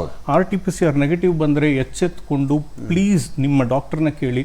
ಏನಾದರೂ ಸಿಂಪ್ಟಮ್ ಉಳ್ಕೊಂಡಿತ್ತು ಅಂದ್ರೆ ಕೆಮ್ಮಿರ್ಬೋದು, ನೆಗಡಿ ಇರ್ಬೋದು, ಆ ಥರ ಇದ್ದಾಗ ದಯವಿಟ್ಟು CT ಸ್ಕ್ಯಾನ್ ಮಾಡಿಸಿ. ಲ್ಯಾಬ್ ಟೆಸ್ಟು ಕೆಟ್ಟದಲ್ಲ, ಅದು ಮಾಡೋದ್ರಿಂದ ನಮಗೆ ಏನಾಗ್ತದೆ ದೇಹದೊಳಗೆ ಅಂತ ತಿಳ್ಕೊಂಡು ಒಳ್ಳೊಳ್ಳೆ ಹೋಮಿಯೋಪತಿ ಔಷಧಿ ಅಥವಾ ಆಯುರ್ವೇದ ಅಥವಾ ಅಲೋಪತಿ ಇದೆ, ಟ್ರೀಟ್ಮೆಂಟ್ ಮಾಡ್ಲಿಕ್ಕೆ ಸುಲಭ ಆಗ್ತದೆ. RT-PCR ನೆಗೆಟಿವ್ ಬಂದ ತಕ್ಷಣ ಈ ಸಿಂಪ್ಟಮ್ಸ್ ಉಳ್ಕೊಂಡಿದ್ರೆ definitely they are going into pneumonia. ಅದು ಒಂದನ್ನ ನಾವು ಗಮನದಲ್ಲಿ ಇಟ್ಕೊಂಡಿರ್ಬೇಕು. RT-PCR ನೆಗೆಟಿವ್ ಬಂತು, ನಾನು ಆರಾಮಾಗಿದ್ದೀನಿ, ನೋ, ಎಚ್ಚರಿಕೆ ಬೇಕು ಆ ಟೈಮಲ್ಲಿ. ಭಯ ಅಲ್ಲ. ಇನ್ನೊಂದು ತುಂಬಾ ಇಂಪಾರ್ಟೆಂಟ್ ಅಂದ್ರೆ, ಜನ ಭಯ ಬಿದ್ದು ಗಾಬರಿ ಬಿದ್ದು ಹಾಸ್ಪಿಟಲ್ಗೆ ಹೋಗಿ ಹಾಸ್ಪಿಟಲ್ ತುಂಬುತ್ತಾ ಇದ್ದಾರೆ. ಹಾಗೆ ಆಗಬಾರದು. ಕರೆಕ್ಟ್ ನೀವು ಹೇಳಿದೆ. ಯಾಕಂದ್ರೆ ಇವತ್ತೊಂದು ಸಣ್ಣ ಕೆಮ್ಮು ಬಂದ್ರು ಕೂಡ ಬೇರೆ ಯಾವುದೋ ವಿಚಾರಕ್ಕೆ ಬಂದಿರುತ್ತೆ, ಆ ಕೆಮ್ಮಿಗೂ ಕೂಡ ಇವತ್ತು ಕೊರೋನಾ ಅನ್ನುವ ರೀತಿಯಲ್ಲಿ, ಅಥವಾ ಅದೇ ರೀತಿ ಟ್ರೀಟ್ ಮಾಡೋದು, ಅಕ್ಕಪಕ್ಕದ ಮನೆಯವರು ಟ್ರೀಟ್ ಮಾಡೋದು, ಅಥವಾ ಮನೆಯವರೇ ಅವರನ್ನ ಆ ವ್ಯಕ್ತಿನ ಆ ರೀತಿ ಟ್ರೀಟ್ ಮಾಡೋದು, ಒಂದು ರೀತಿ ಮಾನಸಿಕ ಖಿನ್ನತೆಗೂ ಒಳಗಾಗುವ ಹಾಗೆ ಮಾಡ್ಬಿಡ್ತಾ ಇದೆ ಇವತ್ತು. ಡೆಫಿನೆಟ್ಲಿ ಏನಾಗ್ತದೆ, ನಾವು ಈಗ ಡಾಕ್ಟರ್ಸ್ ಎಲ್ಲ ಬ್ಯುಸಿ ಇದ್ದೀವಿ, ಕೊರೋನಾ ಟ್ರೀಟ್ ಮಾಡಿ ಅದರಿಂದ ಜೀವ ಉಳಿಸೋ ಹಂತದಲ್ಲಿ ಕೆಲಸ ಮಾಡ್ತಿದ್ದೀವಿ. ಆದರೆ ಅದರಿಂದ ಹೊರಗಡೆ ಬಂದಂಥವರಿಗೆ ಮಾರಲ್ ಸಪೋರ್ಟ್ ಅಥವಾ ಮುಂದೆ ಹೇಗೆ ಅಂತ ಒಂದು ವಿಷಯ ಡಾಕ್ಟರಿಗೂ ಗೊತ್ತಿರುತ್ತದೆ. ಈಗ ಕೋವಿಡ್ ಅಂತ ಗುಣಮುಖರಾದವರಿಗೆ ಲಾಂಗ್ ಕೋವಿಡ್ ಸಿಂಡ್ರೋಮ್ ಅಂತ ಹೇಳಿ ಒಂದು ಕಾಣಿಸ್ಕೋತಾ ಇದೆ. ಅಂದ್ರೆ COVID-19 ಆಗಿರ್ತದೆ, ಅವ್ರಿಗೆ ಟ್ರೀಟ್ಮೆಂಟ್ ತಗೊಂಡಿರ್ತಾರೆ, ಬಟ್ ಅದು ಸಕ್ಸಸ್ಫುಲ್ ಟ್ರೀಟ್ಮೆಂಟ್ ಮುಗಿದ್ಮೇಲೂ ಕೆಲವು ಸಿಂಪ್ಟಮ್ಸ್ ಉಳ್ಕೊಂಡಿರುತ್ತೆ. ತಲೆನೋವು ಇರ್ಬೋದು, ಅನ್ಎಕ್ಸ್ಪ್ಲೈನ್ಡ್ ತಲೆನೋವು ಅಥವಾ ಮಸಲ್ ಪೇನ್, ಇದು ಅಥವಾ ಇನ್ನು ಸೀರಿಯಸ್ ಅಂತ ಹೇಳಿದ್ರೆ ಯಾವುದಾದ್ರೂ ಒಂದು ವ್ಯಾಲ್ಯೂ ಹೈಯೇ ಇರ್ತದೆ, LDH ನೋಡಿದ್ರೆ ಹೈ ಇರುತ್ತೆ, ಇಲ್ಲ CRP C reactive protein high ಇರುತ್ತೆ. ಅನ್ಎಕ್ಸ್ಪ್ಲೈನ್ಡ್ ಸಿಂಪ್ಟಮ್ ಸುಮಾರು ದಿವಸ ನಡೆಯುತ್ತೆ. ಅದಕ್ಕೂ ಕೂಡ ನಾವು ಏನೋ ಟ್ರೀಟ್ಮೆಂಟ್ ಮಾಡಲೇಬೇಕು. ಅದನ್ನ ಗಮನದಲ್ಲಿ ಇಟ್ಕೊಂಡು ಏನೋ ಅರ್ಥ ಮಾಡಿಕೊಂಡು ಟ್ರೀಟ್ ಮಾಡಬೇಕು. ಓಕೆ, ಈಗ ಈ ಸಂದರ್ಭದಲ್ಲೂ ಹೋಮಿಯೋಪತಿಯಿಂದ ಟ್ರಿಟ್ಮೆಂಟ್ ತಗೊಂಡವರಿದ್ದಾರೆ? ಓ ಎಸ್, ಡೆಫಿನೆಟ್ಲಿ ನಾನು ಸುಮಾರು ಕೇಸಸ್ ಟ್ರೀಟ್ ಮಾಡಿದ್ದೀವಿ. ನಾನು ಹೇಳೋದ್ರೆ mild to moderate cases which can be where the CT severity score is between 1 to 10 ಅಂತ ಕೇಸಸ್ನ ನಾವು ಹ್ಯಾಂಡಲ್ ಮಾಡಬೇಕು. ಅದಕ್ಕಿಂತ ಜಾಸ್ತಿ ಹೋದರೆ we should not take the risk, it should be referred. ಯಾಕಂದ್ರೆ ಅವರೆಲ್ಲ ಆಕ್ಸಿಜನ್ ಲೆವೆಲ್ ಆಗಲೇ 94ಗಿಂತ ಕಮ್ಮಿ ಆಗೋಗಿರ್ತದೆ, ದೇ ವುಡ್ ನೀಡ್ ಆಕ್ಸಿಜನ್. ಇನ್ನೊಂದು ಆಸ್ಪೆಕ್ಟ್ ನಾನು ಹೇಳೋದಂದ್ರೆ, ಈಗ ವಾಟ್ಸ್ಆಪ್ ಅಲ್ಲಿ ಸುಮಾರು ಮೆಸೇಜ್ ಇತ್ತು, ಆಸ್ಪಿಡೋಸ್ಪರ್ಮಾ ಅಂತ ಹೇಳಿ ನಮ್ಮಲ್ಲಿ ಒಂದು ಔಷಧಿ ಉಂಟು, ಮದರ್ ಟಿಂಕ್ಚರ್. ಅದು ತಗೊಂಡ ತಕ್ಷಣ ಆಕ್ಸಿಜನ್ ಲೆವೆಲ್ ಇಂಪ್ರೂವ್ ಆಗೋಗ್ತದೆ ಅಂತ ಹೇಳ್ತಾರೆ. ಇಟ್ ಈಸ್ ಟ್ರೂ, ಆಗತ್ತೆ, ಬಟ್ ಡಾಕ್ಟರ್ ಎಷ್ಟು ಕೊಡಬೇಕು, ಯಾವ ಸ್ಟೇಜ್ ಅಲ್ಲಿ ಕೊಟ್ರೆ ಅದು ಕೆಲಸ ಮಾಡುತ್ತೆ ಅಂತ ತಿಳ್ಕೊಂಡು ಕೊಟ್ರೆ ಕೆಲಸ ಮಾಡುತ್ತೆ. ಸುಮ್ಮನೆ ಹೋಗಿ ತಗೊಂಡು ಮತ್ತೆ ಅದರಿಂದ ಇನ್ನೊಂದೇನಾದ್ರೂ ಆಗ್ಬಿಡುತ್ತೆ. ಇಲ್ಲ, ಈಗ ಏನಾಗ್ತದೆ ಅಂದ್ರೆ ಜೆನ್ಯೂನ್ಲಿ ಈಗ ನಾನು ನಮ್ಮ ಫಾರ್ಮಸಿಸ್ಟ್ಗೆ ಇಂಥ ಔಷಧಿ ಇಷ್ಟು ಸ್ಟಾಕ್ ಬೇಕಂತ ಕೇಳಿದ್ರೆ ಸರ್ ಸ್ಟಾಕೇ ಇಲ್ಲ ಅಂತಿದ್ರೆ, ಯಾಕಂದ್ರೆ ಎಲ್ಲರೂ ತಗೊಂಡು ಮನೇಲಿ ಇಟ್ಕೊಂಡ್ ಬಿಟ್ಟಿದ್ದಾರೆ. ಜೆನ್ಯೂನ್ಲಿ ನಾನು ಯಾರಿಗಾದ್ರೂ ಕೊಡಬೇಕಂದ್ರೆ ಈಗ ಸ್ಟಾಕ್ ಸಿಗ್ತಾ ಇಲ್ಲ. ಕರೆಕ್ಟ್. ಕಿರಣ್ ಸರ್, ನೀವು ಆಗ ಔಷಧಿ ಬಗ್ಗೆ ಹೇಳ್ತಾ ಇದ್ರಿ, ಬಹಳ DRDO ಮತ್ತು IAC ಕೂಡ ಒಂದೀಗ ವ್ಯಾಕ್ಸಿನ್ ಕೂಡ ರೆಡಿ ಆಗ್ತಾ ಇದೆ. ಇದು ಕೂಡ ಒಂದೇ ಡೋಸಲ್ಲಿ ಮಾಡಬೇಕು ಅನ್ನೋದು ಕೂಡ ಬಹಳ ಇಂಪಾರ್ಟೆಂಟ್. ಯಾಕಂದರೆ ಎರಡನೇ ಡೋಸ್ ಕೂಡ ಸಿಗ್ತಾ ಇಲ್ಲ. ಅದಕ್ಕಿಂತ ಈ ತಾಪತ್ರ ಯಾಕೆ ಬೇಕು, ಒಂದೇ ಡೋಸಲ್ಲಿ ಕೊಟ್ಬಿಡೋಣ ಅನ್ನೋದು ಕೂಡ ಒಂದು ಪ್ರಯತ್ನ ಇರುವಂಥದ್ದು. ಆಗಲಿ, ಒಳ್ಳೆಯದಾಗಲಿ, ಆದಷ್ಟು ಬೇಗ ಅದು ಕೂಡ ಬರಲಿ. ಈ DRDO ಔಷಧಿ ಇದೆಯಲ್ಲ, ನಮಗೆ ನಿಜವಾಗ್ಲೂ ಕೂಡ ಸಂಜೀವಿನಿ ಆಗುತ್ತಾ? ನಂದು ಅದೊಂದು ಪ್ರಶ್ನೆ ಇದೆ. ಯಾಕಂತ ಹೇಳಿದ್ರೆ ಇವತ್ತು ಆಕ್ಸಿಜನ್ ಕೊರತೆ ಬಹಳಷ್ಟಿದೆ. ಈ ಔಷಧಿಯಿಂದ ಆಕ್ಸಿಜನ್ನ ಕೊರತೆಯನ್ನು ನೀಗಿಸಬಹುದಾ? ಖಂಡಿತವಾಗ್ಲು. ಯಾಕಂದರೆ ಇದ್ರದ್ದು ಆ್ಯಕ್ಷನೇ ಆ ಥರ ಇದೆ. ಇದು ಆ ವೈರಸ್ನ ಮುಂದೆ ಬೆಳೆಯೋಕ್ಕೆ ಬಿಡ್ತಾ ಇಲ್ಲ, ಸಂತತಿನೇ ಅಲ್ಲೇ ನಿಲ್ಲಿಸೋ ಒಂದು ಪ್ರಮೇಯ ಅದಕ್ಕೆ. ಸೊ ಹಾಗಾಗಿ ಇದೊಂದು ಸದ್ಯಕ್ಕಿರೋ ಇದರಲ್ಲಿ ಇದು one of the wonder drug ಇದು. ಬಟ್ ಇನ್ನೂ 3-4 ಇದೇ ಥರ ಡ್ರಗ್ ಟ್ರಯಲ್ಸ್ ನಡೀತಾ ಇದೆ. ಎಲ್ಲೆಲ್ಲಿ ನಡೀತಾ ಇದೆ ಅದ್ರ ಬಗ್ಗೆ ನಾನು ಹೇಳೋಕ್ಕೆ ಈಗ ಪರ್ಮಿಷನ್ ಇಲ್ಲ. ಬಟ್ ಇನ್ನೂ ನಡೀತಾ ಇದೆ ಆ್ಯಕ್ಚುಲಿ. ಬಟ್ ಈಗ ಸದ್ಯಕ್ಕೆ ಫಸ್ಟ್ ಬಂದಿರೋದು ಇದು. ಓಕೆ, ಯಾವ ರೀತಿ ಪರಿಣಾಮಕಾರಿ ಅಂತೀರಿ?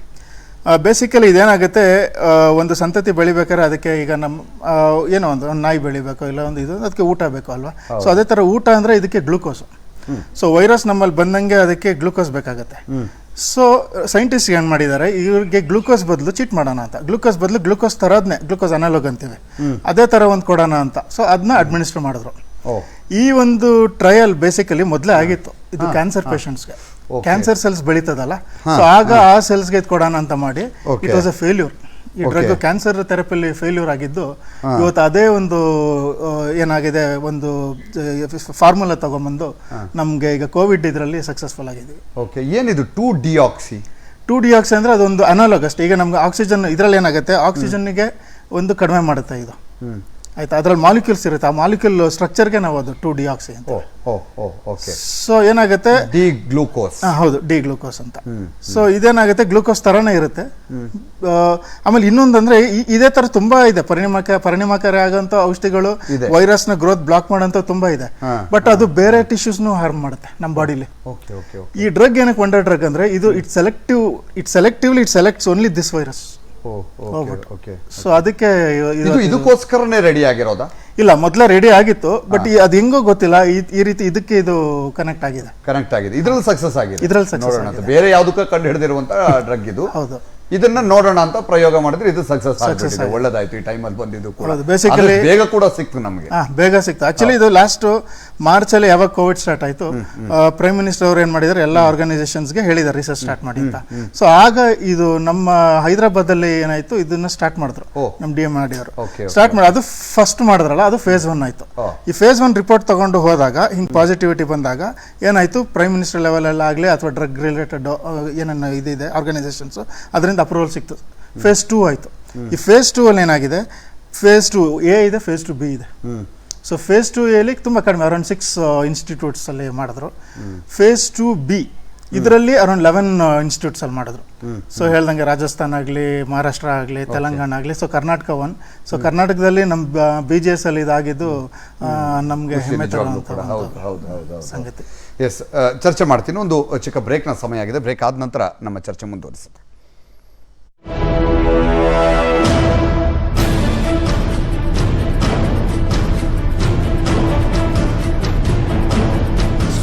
ನೂರು ಜನ್ಮಗಳ ತಪಸ್ಸಿನ ಫಲವೇ ಹಾವಿಗೆ ಇಚ್ಛಾದಾರಿಯಾಗೋ ವರದಾನ. ಮತ್ತೆ ಬರ್ತಿದೆ ಪ್ರೀತಿ ಪ್ರತೀಕಾರದ ಮಹಾ ಅಧ್ಯಾಯ ನಾಗಕನ್ನಿಕೆ, ಪ್ರತಿ ರಾತ್ರಿ 9:30ಕ್ಕೆ ನಿಮ್ಮ ಕಲರ್ಸ್ ಕನ್ನಡದಲ್ಲಿ. ಕಾಯಿಲೆಗಳು ಕೈಯಿಂದಲೂ ಹರಡುತ್ತವೆ, ಆದ್ದರಿಂದಲೇ ಡೆಟಾಲ್ ಹ್ಯಾಂಡ್ ವಾಶ್. ಇದು ಸಾಧಾರಣ ಹ್ಯಾಂಡ್ ವಾಶ್ ನ ತುಲನೆಯಲ್ಲಿ 10 ಪಟ್ಟು ಬೆಟರ್ ಜರ್ಮ್ ಪ್ರೊಟೆಕ್ಷನ್ ನೀಡುತ್ತೆ. Dettol hand wash Indian Medical Association ಇಂದ ಪ್ರಮಾಣಿಸಲ್ಪಟ್ಟಿದೆ. ಮನೆಯಲ್ಲಿದ್ರೆ ಡೆಟಾಲ್ ಹ್ಯಾಂಡ್ ವಾಶ್ ಕಾಯಿಲೆಗಳ ಭಯ ಕಡಿಮೆ. ನಿಮ್ಮ ಚಿನ್ನದ ಆಭರಣಗಳನ್ನು ಕಡಿಮೆ ಬೆಲೆಗೆ ಕೇಳ್ತಿದ್ದಾರಾ? ಹಾಗಾದ್ರೆ ಅಭಯ ಗೋಲ್ಡ್ ಕಂಪನಿಗೆ ಬನ್ನಿ. ಅಧಿಕ ಬೆಲೆಗೆ ಚಿನ್ನವನ್ನು ಮಾರಾಟ ಮಾಡಿ. ಅಭಯ ಗೋಲ್ಡ್ ಬಯರ್ಸ್. ಭಾರತೀಯ ಸಾಂಬಾರ್ ಪದಾರ್ಥಗಳಲ್ಲಿ ಯಥೇಚ್ಛವಾದ ಔಷಧಿ ಅಂಶಗಳಿವೆ. ಅದನ್ನ ಬಳಸಿ ಪಾರಂಪರಿಕ ಶೈಲಿಯಲ್ಲಿ ತಯಾರಿಸಿದ ತೇಜು ರೆಡಿಮಿಕ್ಸ್ ಮಸಾಲೆಯಲ್ಲಿ ಆರೋಗ್ಯದ ಜೊತೆಗೆ ಬಾಯಿ ಚಪ್ಪರಿಸುವ ರುಚಿಯೂ ಇದೆ. ಮನೆಯಲ್ಲೇ ಅಡುಗೆ ಮಾಡಿ ತಿನ್ನಿ, ಸುರಕ್ಷಿತವಾಗಿರಿ. ತೇಜು ರೆಡಿಮಿಕ್ಸ್ ಮಸಾಲಾ. ಒಡವೆಯನ್ನು ಅಡ ಇಟ್ಟಿದ್ದೀರಾ? ಹೆಚ್ಚು ಜ್ಯುವೆಲ್ಸ್, ಅದಕ್ಕೆ ಸ್ವಲ್ಪ ಹಣ. ಆಟಿಕಾ ಗೋಲ್ಡ್ ಕಂಪನಿಯಲ್ಲಿ ಬೆಸ್ಟ್ ರೇಟ್ಗೆ ಮಾರಿಬಿಡಿ. 1 ನಿಮಿಷದಲ್ಲಿ ಹಣವಾಗಿ ಪಡೆದುಕೊಳ್ಳಿ. ಆಟಿಕಾ. ಕಾಯಿಲೆಗಳು ಕೈಯಿಂದಲೂ ಹರಡುತ್ತವೆ, ಆದ್ದರಿಂದಲೇ ಡೆಟಾಲ್ ಹ್ಯಾಂಡ್ ವಾಶ್. ಇದು ಸಾಧಾರಣ ಹ್ಯಾಂಡ್ ವಾಶ್ ನ ತುಲನೆಯಲ್ಲಿ 10 ಪಟ್ಟು ಬೆಟರ್ ಜರ್ಮ್ ಪ್ರೊಟೆಕ್ಷನ್ ನೀಡುತ್ತೆ. Dettol hand wash Indian Medical Association ಇಂದ ಪ್ರಮಾಣಿಸಲ್ಪಟ್ಟಿದೆ. ಮನೆಯಲ್ಲಿದ್ರೆ ಡೆಟಾಲ್ ಹ್ಯಾಂಡ್ ವಾಶ್ ಕಾಯಿಲೆಗಳ ಭಯ ಕಡಿಮೆ. Amrit noni power plus is very good nutritional supplement. Daily ಇದನ್ನು ತಗೊಳೋದ್ರಿಂದ prevention is better than cure ಅನ್ನೋಗೆ ನಮ್ಮಲ್ಲಿರೋ ಇಮ್ಯುನಿಟಿ ಲೆವೆಲ್ನ ಜಾಸ್ತಿ ಮಾಡ್ಕೋಬೋದು. ಅಮೃತ್ ನೋನಿ ಪವರ್ ಪ್ಲಸ್ ನನಗೊಂದು ಒಳ್ಳೆ ಆರೋಗ್ಯ ಕೊಟ್ಟಿದೆ. Thanks to Amrit noni power Plus. ಆರೋಗ್ಯದ ಭರವಸೆ ಅಮೃತ್ ನೋನಿ.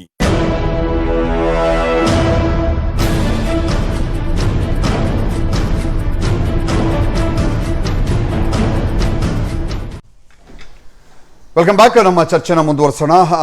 ಕಿಶೋರ್ ಸರ್, ಇವತ್ತು ಆಯುರ್ವೇದ ಏನಿದೆಯಲ್ಲ, ಇದು ಇವತ್ತಿನದಲ್ಲ, ಹಿಂದಿನಿಂದಲೂ ಕೂಡ ಬಂದಂಥದ್ದು. ಬಹಳ ವರ್ಷಗಳ ಇತಿಹಾಸ ಇದೆ ಇದಕ್ಕೆ. ವೇದದ ಕಾಲದಿಂದನೂ ಕೂಡ ಈ ಒಂದು ಆಯುರ್ವೇದ ಇದ್ದಂಥದ್ದು. ಆವಾಗೆಲ್ಲ ಯಾರೂ ಕೂಡ ಈ ಇಂಗ್ಲಿಷ್ ಮೆಡಿಸಿನ್ ಅಥವಾ ಇನ್ನೊಂದು ಮತ್ತೊಂದು ಹೋಗ್ತಾ ಇರಲಿಲ್ಲ. ಬಟ್ ಈ ಸಾಂಕ್ರಾಮಿಕ ರೋಗದ ಸಂದರ್ಭದಲ್ಲಿ ಹಿಂದೆನೂ ಕೂಡ 50 ವರ್ಷದ ಹಿಂದೆನೂ ಕೂಡ ಸಾಂಕ್ರಾಮಿಕ ರೋಗ ಬಂದಿತ್ತು, ಅದ್ರ ಹಿಂದೆನೂ ಕೂಡ ಬಂದಿತ್ತು. ಈ ಎಲ್ಲ ಸಂದರ್ಭದಲ್ಲೂ ಈ ಸಾಂಕ್ರಾಮಿಕ ರೋಗಕ್ಕೆ ಈ ಆಯುರ್ವೇದ ಯಾವ ರೀತಿಯಾಗಿ ಏನಾದ್ರು ಅದ್ರ ಬಗ್ಗೆ ಏನಾದ್ರು ಉಲ್ಲೇಖ ಇದೆಯಾ ಸರ್?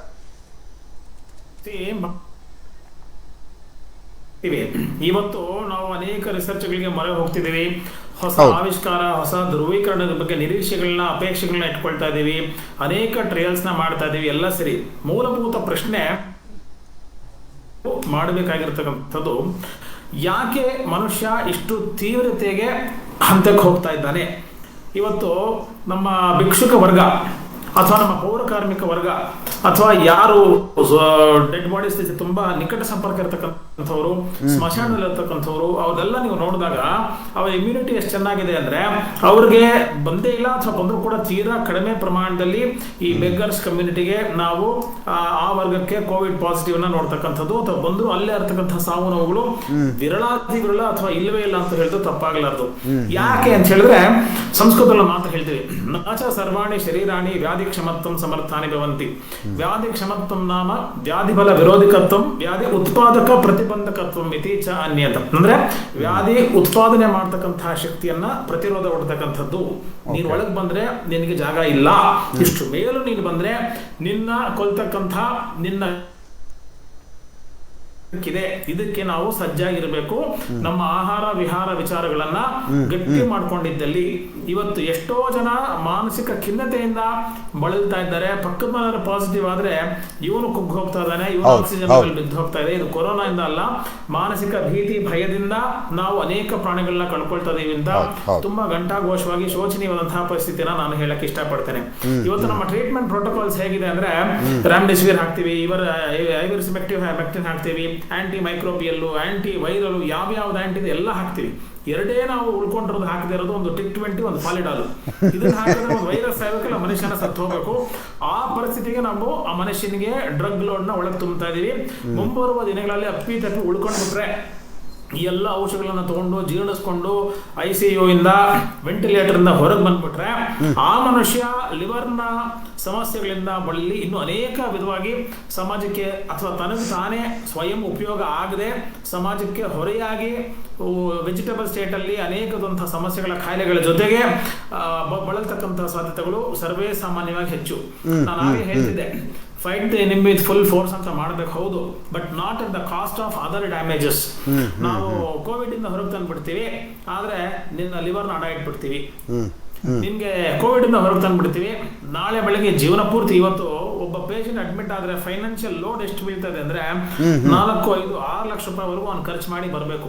ಒಬ್ಬ ಶ್ರೀಸಾಮಾನ್ಯ ಕಳೆದ 1-2 ವರ್ಷಗಳಿಂದ ಏನೂ ಸಂಪಾದನೆ ಇಲ್ಲದೆ ಅಥವಾ ಮೀಗರ್ ಮಿನಿಮಮ್ ಸಂಪಾದನೆ ಇಟ್ಕೊಂಡಿರ್ತಕ್ಕಂಥವನು ಮನೆಯಲ್ಲಿ 4-5 ಜನಕ್ಕೆ ಕೋವಿಡ್ ಪಾಸಿಟಿವ್ ಬಂದು ಎಲ್ಲರೂ ವೆಂಟಿಲೇಟರ್ ಸ್ಟೇಟ್ ಹೋಗಿದ್ದಾರೆ ಅಂದ್ರೆ ಅವನ ಆರ್ಥಿಕ ಪರಿಸ್ಥಿತಿ ಎಲ್ಲಿಗೆ ಬಂದು ನಿಂತಿರ್ಬೋದು, ಎಷ್ಟು ಶೂನ್ಯಗಳಿಗೆ ಅವನು ಹೋಗಿರ್ಬೋದು ಅಂತ ಒಂದು ತುಲನಾತ್ಮಕ ವಿಚಾರ ಮಾಡಿದ್ರೆ ನಾವು ನಮ್ಮ ಇಮ್ಯುನಿಟಿನ ಅನಿವಾರ್ಯತೆ ನಾವು ಇನ್ಶೂರೆನ್ಸ್ ಮಾಡ್ಬೇಕಾಗಿರೋದು ಫೈನಾನ್ಷಿಯಲ್ ಸೆಕ್ಟರ್ ಅಲ್ಲ. Insure our immunity. ನಮ್ಮ ಆಹಾರ 4 ಸೆಕೆಂಡ್ ನಾಲಿಗೆ ರುಚಿಗೆ 40 ವರ್ಷದ ಜೀವನ ಅಡ ಇಡ್ತಕ್ಕಂಥ ಚಟುವಟಿಕೆಗಳಿಗೆ ಮೂಲ ಅಂತಕ್ಕಂಥ ಹುನ್ನಾರ ಏನು ಅನೇಕ ದಡ್ಡತನದಲ್ಲಿ ನಾವು ಆಹಾರವನ್ನ ಜೀವನ ಶೈಲಿಯನ್ನ ಕೆಡಿಸ್ಕೊಂಡಿದ್ದೀವಿ.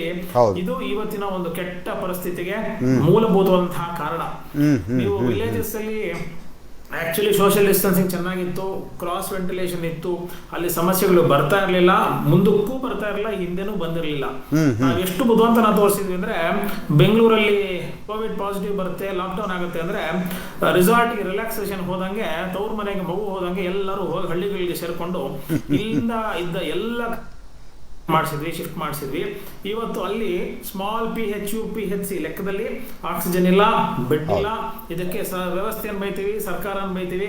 ನಾನೇನು ಮಾಡಿದ್ದೀನಿ ಇದನ್ನ ತಡೆಗಟ್ಟತಕ್ಕಂಥ ದೃಷ್ಟಿಕೋನದಲ್ಲಿ ನನ್ನ ಕೊಡುಗೆ ಏನು ಅಂತ ನಾವು ಯೋಚನೆ ಮಾಡಿದಿದ್ರೆ, ನನ್ನ ರೆಸ್ಪಾನ್ಸಿಬಿಲಿಟಿ ಏನು ಅಂತ ಯೋಚನೆ ಮಾಡಿದಿದ್ರೆ, ಅಥವಾ ಯಾವುದೇ ನೀತಿ ರಿವಾಜು ನಿಯಮಗಳನ್ನ ಸರ್ಕಾರ ಹೇಳೋದು ನಮ್ಮ ಒಳಿತನಕ್ಕೆ ಮನೆ ಬಿಟ್ಟು ಹೊರಗೆ ಬರಬೇಡಪ್ಪ ಅಂತ ಹೇಳಿ ಇವತ್ತು ನಾನು ಎಷ್ಟು ನಿದರ್ಶನ ತೋರಿಸ್ಬಲ್ಲೆ.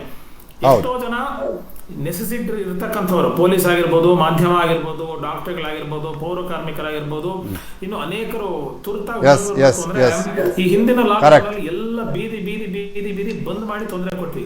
ಇವತ್ತು ಬೆಳಗ್ಗೆ 6 ಗಂಟೆ 10 ಗಂಟೆ ಓಪನ್ ಅಂದ್ರೆ ರಾತ್ರಿ 10 ಗಂಟೆ ಆದ್ರೂ ಅಲ್ಲಿ ಇಲ್ಲಿ ನುಸುಳ್ಕೊಂಡು ನೊಣ ಜಿರಳೆ ಓಡಾಡ್ತಿದ್ದಾಗ ಸಮಸ್ಯೆ ಈ ಜನ್ಮಕ್ಕಲ್ಲ, ಮುಂದಿನ ಜನ್ಮಕ್ಕೂ ಕಂಟ್ರೋಲ್ಗೆ ಬರಲ್ಲ. ಏನ್ ಮಾಡ್ಬೇಕು? ಸಂಜೀವಿನಿ ಹುಡುಕ್ಬೇಕು, ನಮ್ಗೆ ಮ್ಯಾಜಿಕಲ್ ರೆಮಿಡಿ ಬೇಕು, ಅರ್ಜೆಂಟ್ ಆಗಿ ವಂಡರ್ ಡ್ರಗ್ ಬೇಕು. ಸರಿ, ಬರಕ್ಕೆ ಕಾರಣ ಏನು? ಬರಕ್ಕೆ ಕಾರಣ ಏನು ನಾವು ಅರ್ಥ ಮಾಡ್ಕೊಂಡಲ್ಲಿ ಅಲ್ಲಿ Ayurveda plays a very prominent role. Because ಸ್ವಸ್ಥಸ್ಯ ಸ್ವಾಸ್ಥ್ಯ ರಕ್ಷಣಂ. ನೀವು ಹುಷಾರಾಗಿದ್ದೀರಾ, ಹುಷಾರಾಗೇ ಇರಿ. ಜಾತಸ್ಯ ಮರಣಂ ಧ್ರುವಂ ಅಂತಕ್ಕಂಥ ಮಾತನ್ನು ಹೇಳ್ತೀವಿ. ಸಾಯೋವರೆಗೂ ಬದುಕಿರಿ. ಈಗ ಬದುಕಿದಾಗಲೇ ಸಾಯ್ತಾ ಇದೀವಿ, ಇದನ್ನ ನಾವು ಅರ್ಥ ಮಾಡ್ಕೊಳ್ಬೇಕು. ಇನ್ನೊಂದು ಮುಖ್ಯವಾದಂತಹ ಅಂಶ ಧೈರ್ಯಂ ಸರ್ವತ್ರ ಸಾಧನಂ ಅಂತ. ಬಂದಿದ್ಯಾ, ಬರ್ಲಿ ಬಿಡ್ರಿ. ನಮ್ಮ ದೇಶಕ್ಕೂ ಟೆರರಿಸ್ಟ್ ಬಂದಾಗ ನನ್ನ ದೇಹದೊಳಗೆ ಒಂದು ವೈರಸ್ ಬಂದಿದೆ, ಹೇಗೆ ಆ ಟೆರರಿಸ್ಟ್ ನ ಒದ್ದೋಡಿಸ್ತೀವೋ ಇದನ್ನು ಕೂಡ ನಾನು ಜಯಿಸ್ತೀನಿ 2, 3, 4 ದಿವಸದಲ್ಲಿ ಅಂತ. ಆಯುರ್ವೇದೀಯ ದ್ರವ್ಯಗಳ ಮುಖಾಂತರ ರೋಗ ಪ್ರತಿರೋಧಕ ಶಕ್ತಿ ಜಾಸ್ತಿ ಮಾಡ್ತಕ್ಕಂತಹ ದ್ರವ್ಯಗಳ ಏನು ಸಾವಿರಾರು ಪೇಷಂಟ್ಸ್ಗೆ ಈ 2 ವರ್ಷಗಳ ಪ್ರಯತ್ನ ಮಾಡ್ತಿದೀವಿ. 90ಕ್ಕೂ ಹೆಚ್ಚಿನ ಪ್ರತಿಶತ ಪೇಷಂಟ್ಗಳು ತ್ವರಿತವಾಗಿ 3 ರಿಂದ 7 ದಿನಗಳೊಳಗಡೆ ಆಯುರ್ವೇದೀಯ ದ್ರವ್ಯಗಳ ಮುಖಾಂತರ ತುಂಬಾ ಚೆನ್ನಾಗಿ ಸ್ಪಂದಿಸಿ ಹೊರಗೆ ಬರ್ತಿದ್ದಾರೆ. ಪ್ರಮುಖವಾದದ್ದು ಕೋವಿಡ್ ಬಂದ್ ಹೋಯ್ತು ಅಲ್ಲ, ಕೋವಿಡ್ ಜೊತೆಗೆ ನಾವು ಬದುಕಬೇಕಾಗ್ತಕ್ಕಂತಹ ಅನಿವಾರ್ಯತೆ ಇದೆ. ಅದರಿಂದ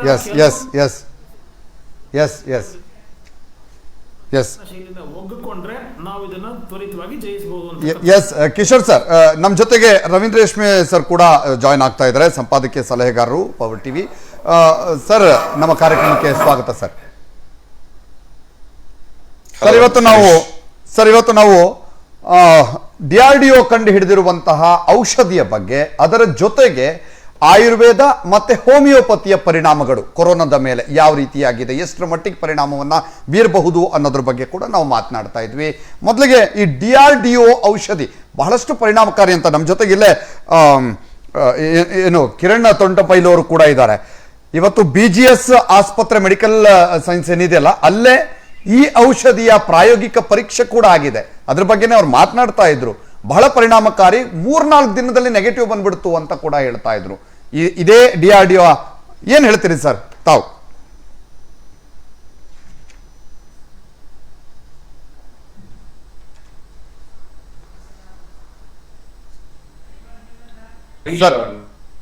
ಸರ್ ಭಾರತ ಕಂಡ ಅತ್ಯಂತ ಜನಪ್ರಿಯ ರಾಷ್ಟ್ರಪತಿ ಡಾಕ್ಟರ್ ಅಬ್ದುಲ್ ಕಲಾಂ ಅವರ ಹೆಸರು ನೆನಪಾಗುತ್ತೆ. ಈ DRDO ಅನ್ನೋ ಸಂಸ್ಥೆ ಡಾಕ್ಟರ್ ಅಬ್ದುಲ್ ಕಲಾಂ ಅವರ ಕನಸಿನ ಕೂಸು. ಅವರು ಪ್ರಪ್ರಥಮವಾಗಿ 1960ರ ದಶಕದ ಆರಂಭದಲ್ಲೇ ಒಂದು ಚಿಕ್ಕ ಫೈಟರ್, ಒಂದು ಏರ್ಕ್ರಾಫ್ಟ್ ಅನ್ನು ತಯಾರು ಮಾಡಿದ್ರಂತೆ. ನಿಜಲಿಂಗಪ್ಪನವರು ಮುಖ್ಯಮಂತ್ರಿ ಆಗಿದ್ರು. ಆಗ ಒಂದು ಪುಟ್ಟ ವಿಮಾನದ ಮಾದರಿಯನ್ನ ತಯಾರಿಸ್ಬಿಟ್ಟು ಅದನ್ನ ಬಾಲಬ್ರೂಯಿಯಿಂದ ವಿಧಾನಸೌಧವರೆಗೂ ಹಾರಿಸಿದ್ರಂತೆ. DRDO ಅಂದ ತಕ್ಷಣ ನಮ್ಗೆ ಏನ್ ಅನ್ಸುತ್ತೆ, ರಕ್ಷಣಾ ಸಂಶೋಧನೆ ಅಂತಂದಾಗ ಕೇವಲ ಯುದ್ಧದಲ್ಲಿ ಸೇನೆ ಬಳಸುವಂತಹ ಮಾರಕಾಸ್ತ್ರಗಳನ್ನ ಮಾತ್ರ, ವಿನಾಶಕಾರಿ ಅಸ್ತ್ರಗಳನ್ನ ತಯಾರು ಮಾಡೋ ಸಂಸ್ಥೆ ಏನೋ ಅಂತ ನಮ್ಗೆ ಭಾಸವಾಗ್ತಾ ಇತ್ತು. ಹಾಗಲ್ಲ, ಡಾಕ್ಟರ್ ಅಬ್ದುಲ್ ಕಲಾಂ ಅವರೇ ಹೇಳ್ತಾ ಇದ್ರು, ಈ DRDO ಸಂಸ್ಥೆಯಲ್ಲಿ ಒಂದು ಮೆಟಲರ್ಜಿ ಅಂತ ಒಂದು ವಿಭಾಗ ಏನಿದೆ.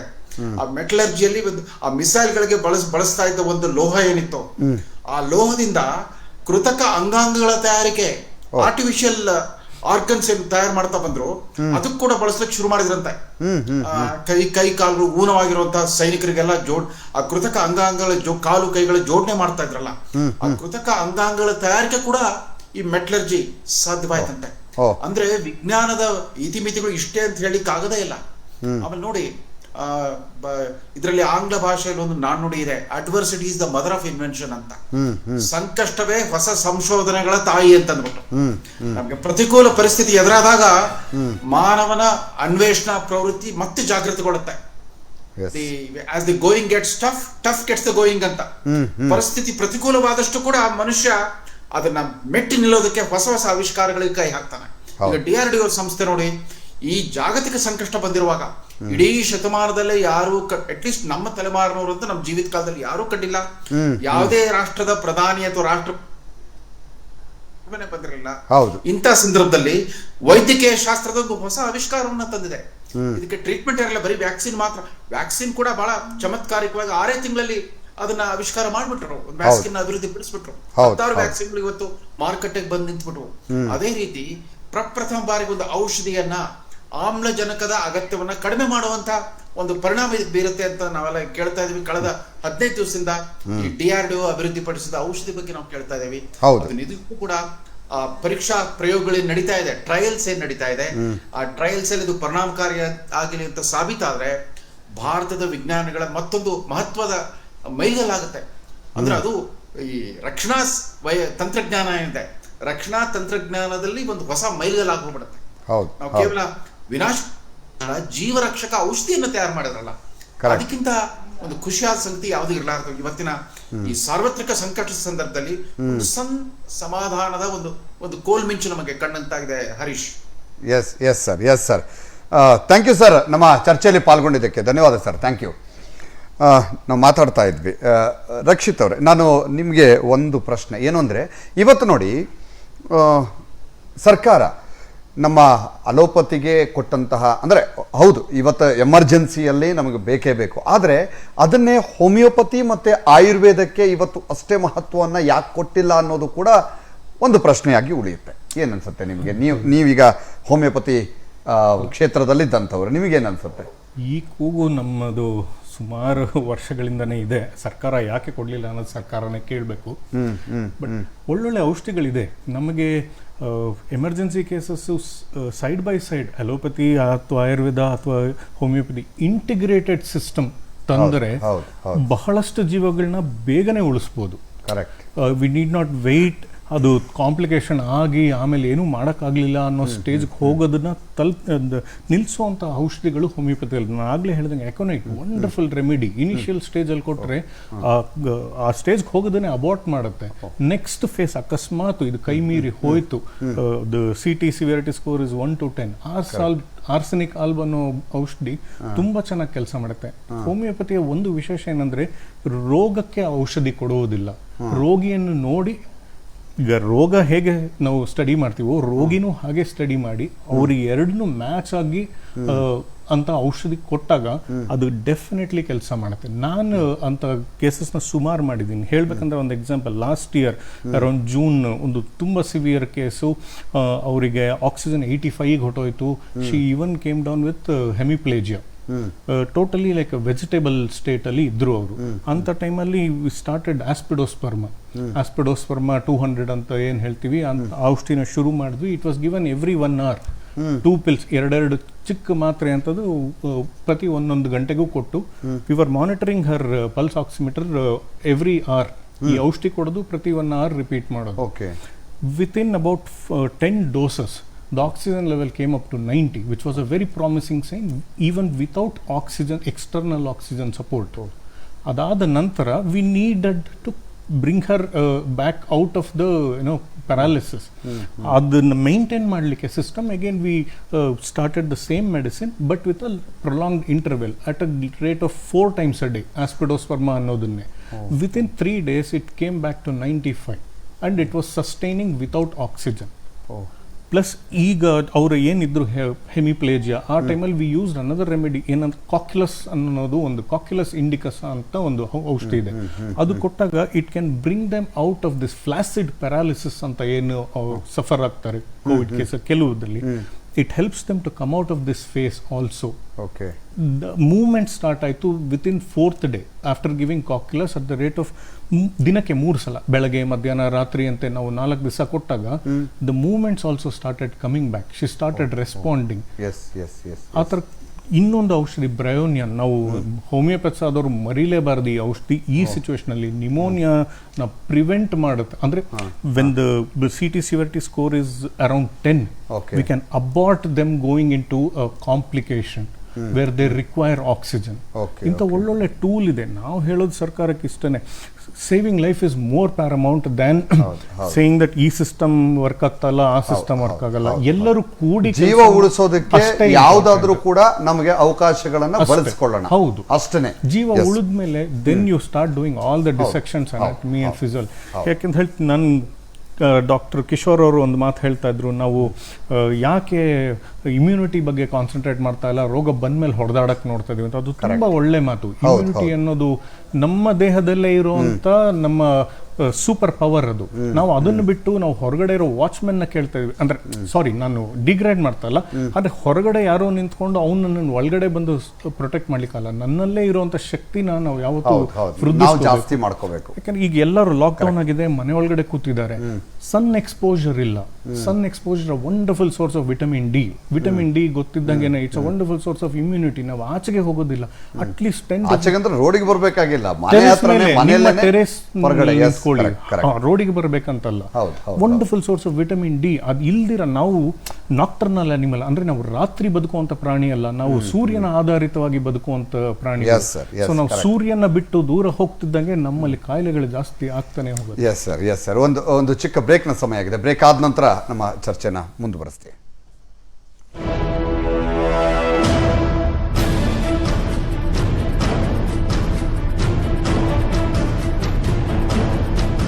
ಕಾಯಿಲೆಗಳು ಕೈಯಿಂದಲೂ ಹರಡುತ್ತವೆ. ಆದ್ದರಿಂದಲೇ ಡೆಟಾಲ್ ಹ್ಯಾಂಡ್ ವಾಶ್. ಇದು ಸಾಧಾರಣ ಹ್ಯಾಂಡ್ ವಾಶ್ ನ ತುಲನೆಯಲ್ಲಿ 10 ಪಟ್ಟು ಬೆಟರ್ ಜರ್ಮ್ ಪ್ರೊಟೆಕ್ಷನ್ ನೀಡುತ್ತೆ. Dettol hand wash Indian Medical Association ಇಂದ ಪ್ರಮಾಣಿಸಲ್ಪಟ್ಟಿದೆ. ಮನೆಯಲ್ಲಿದ್ರೆ ಡೆಟಾಲ್ ಹ್ಯಾಂಡ್ ವಾಶ್ ಕಾಯಿಲೆಗಳ ಭಯ ಕಡಿಮೆ.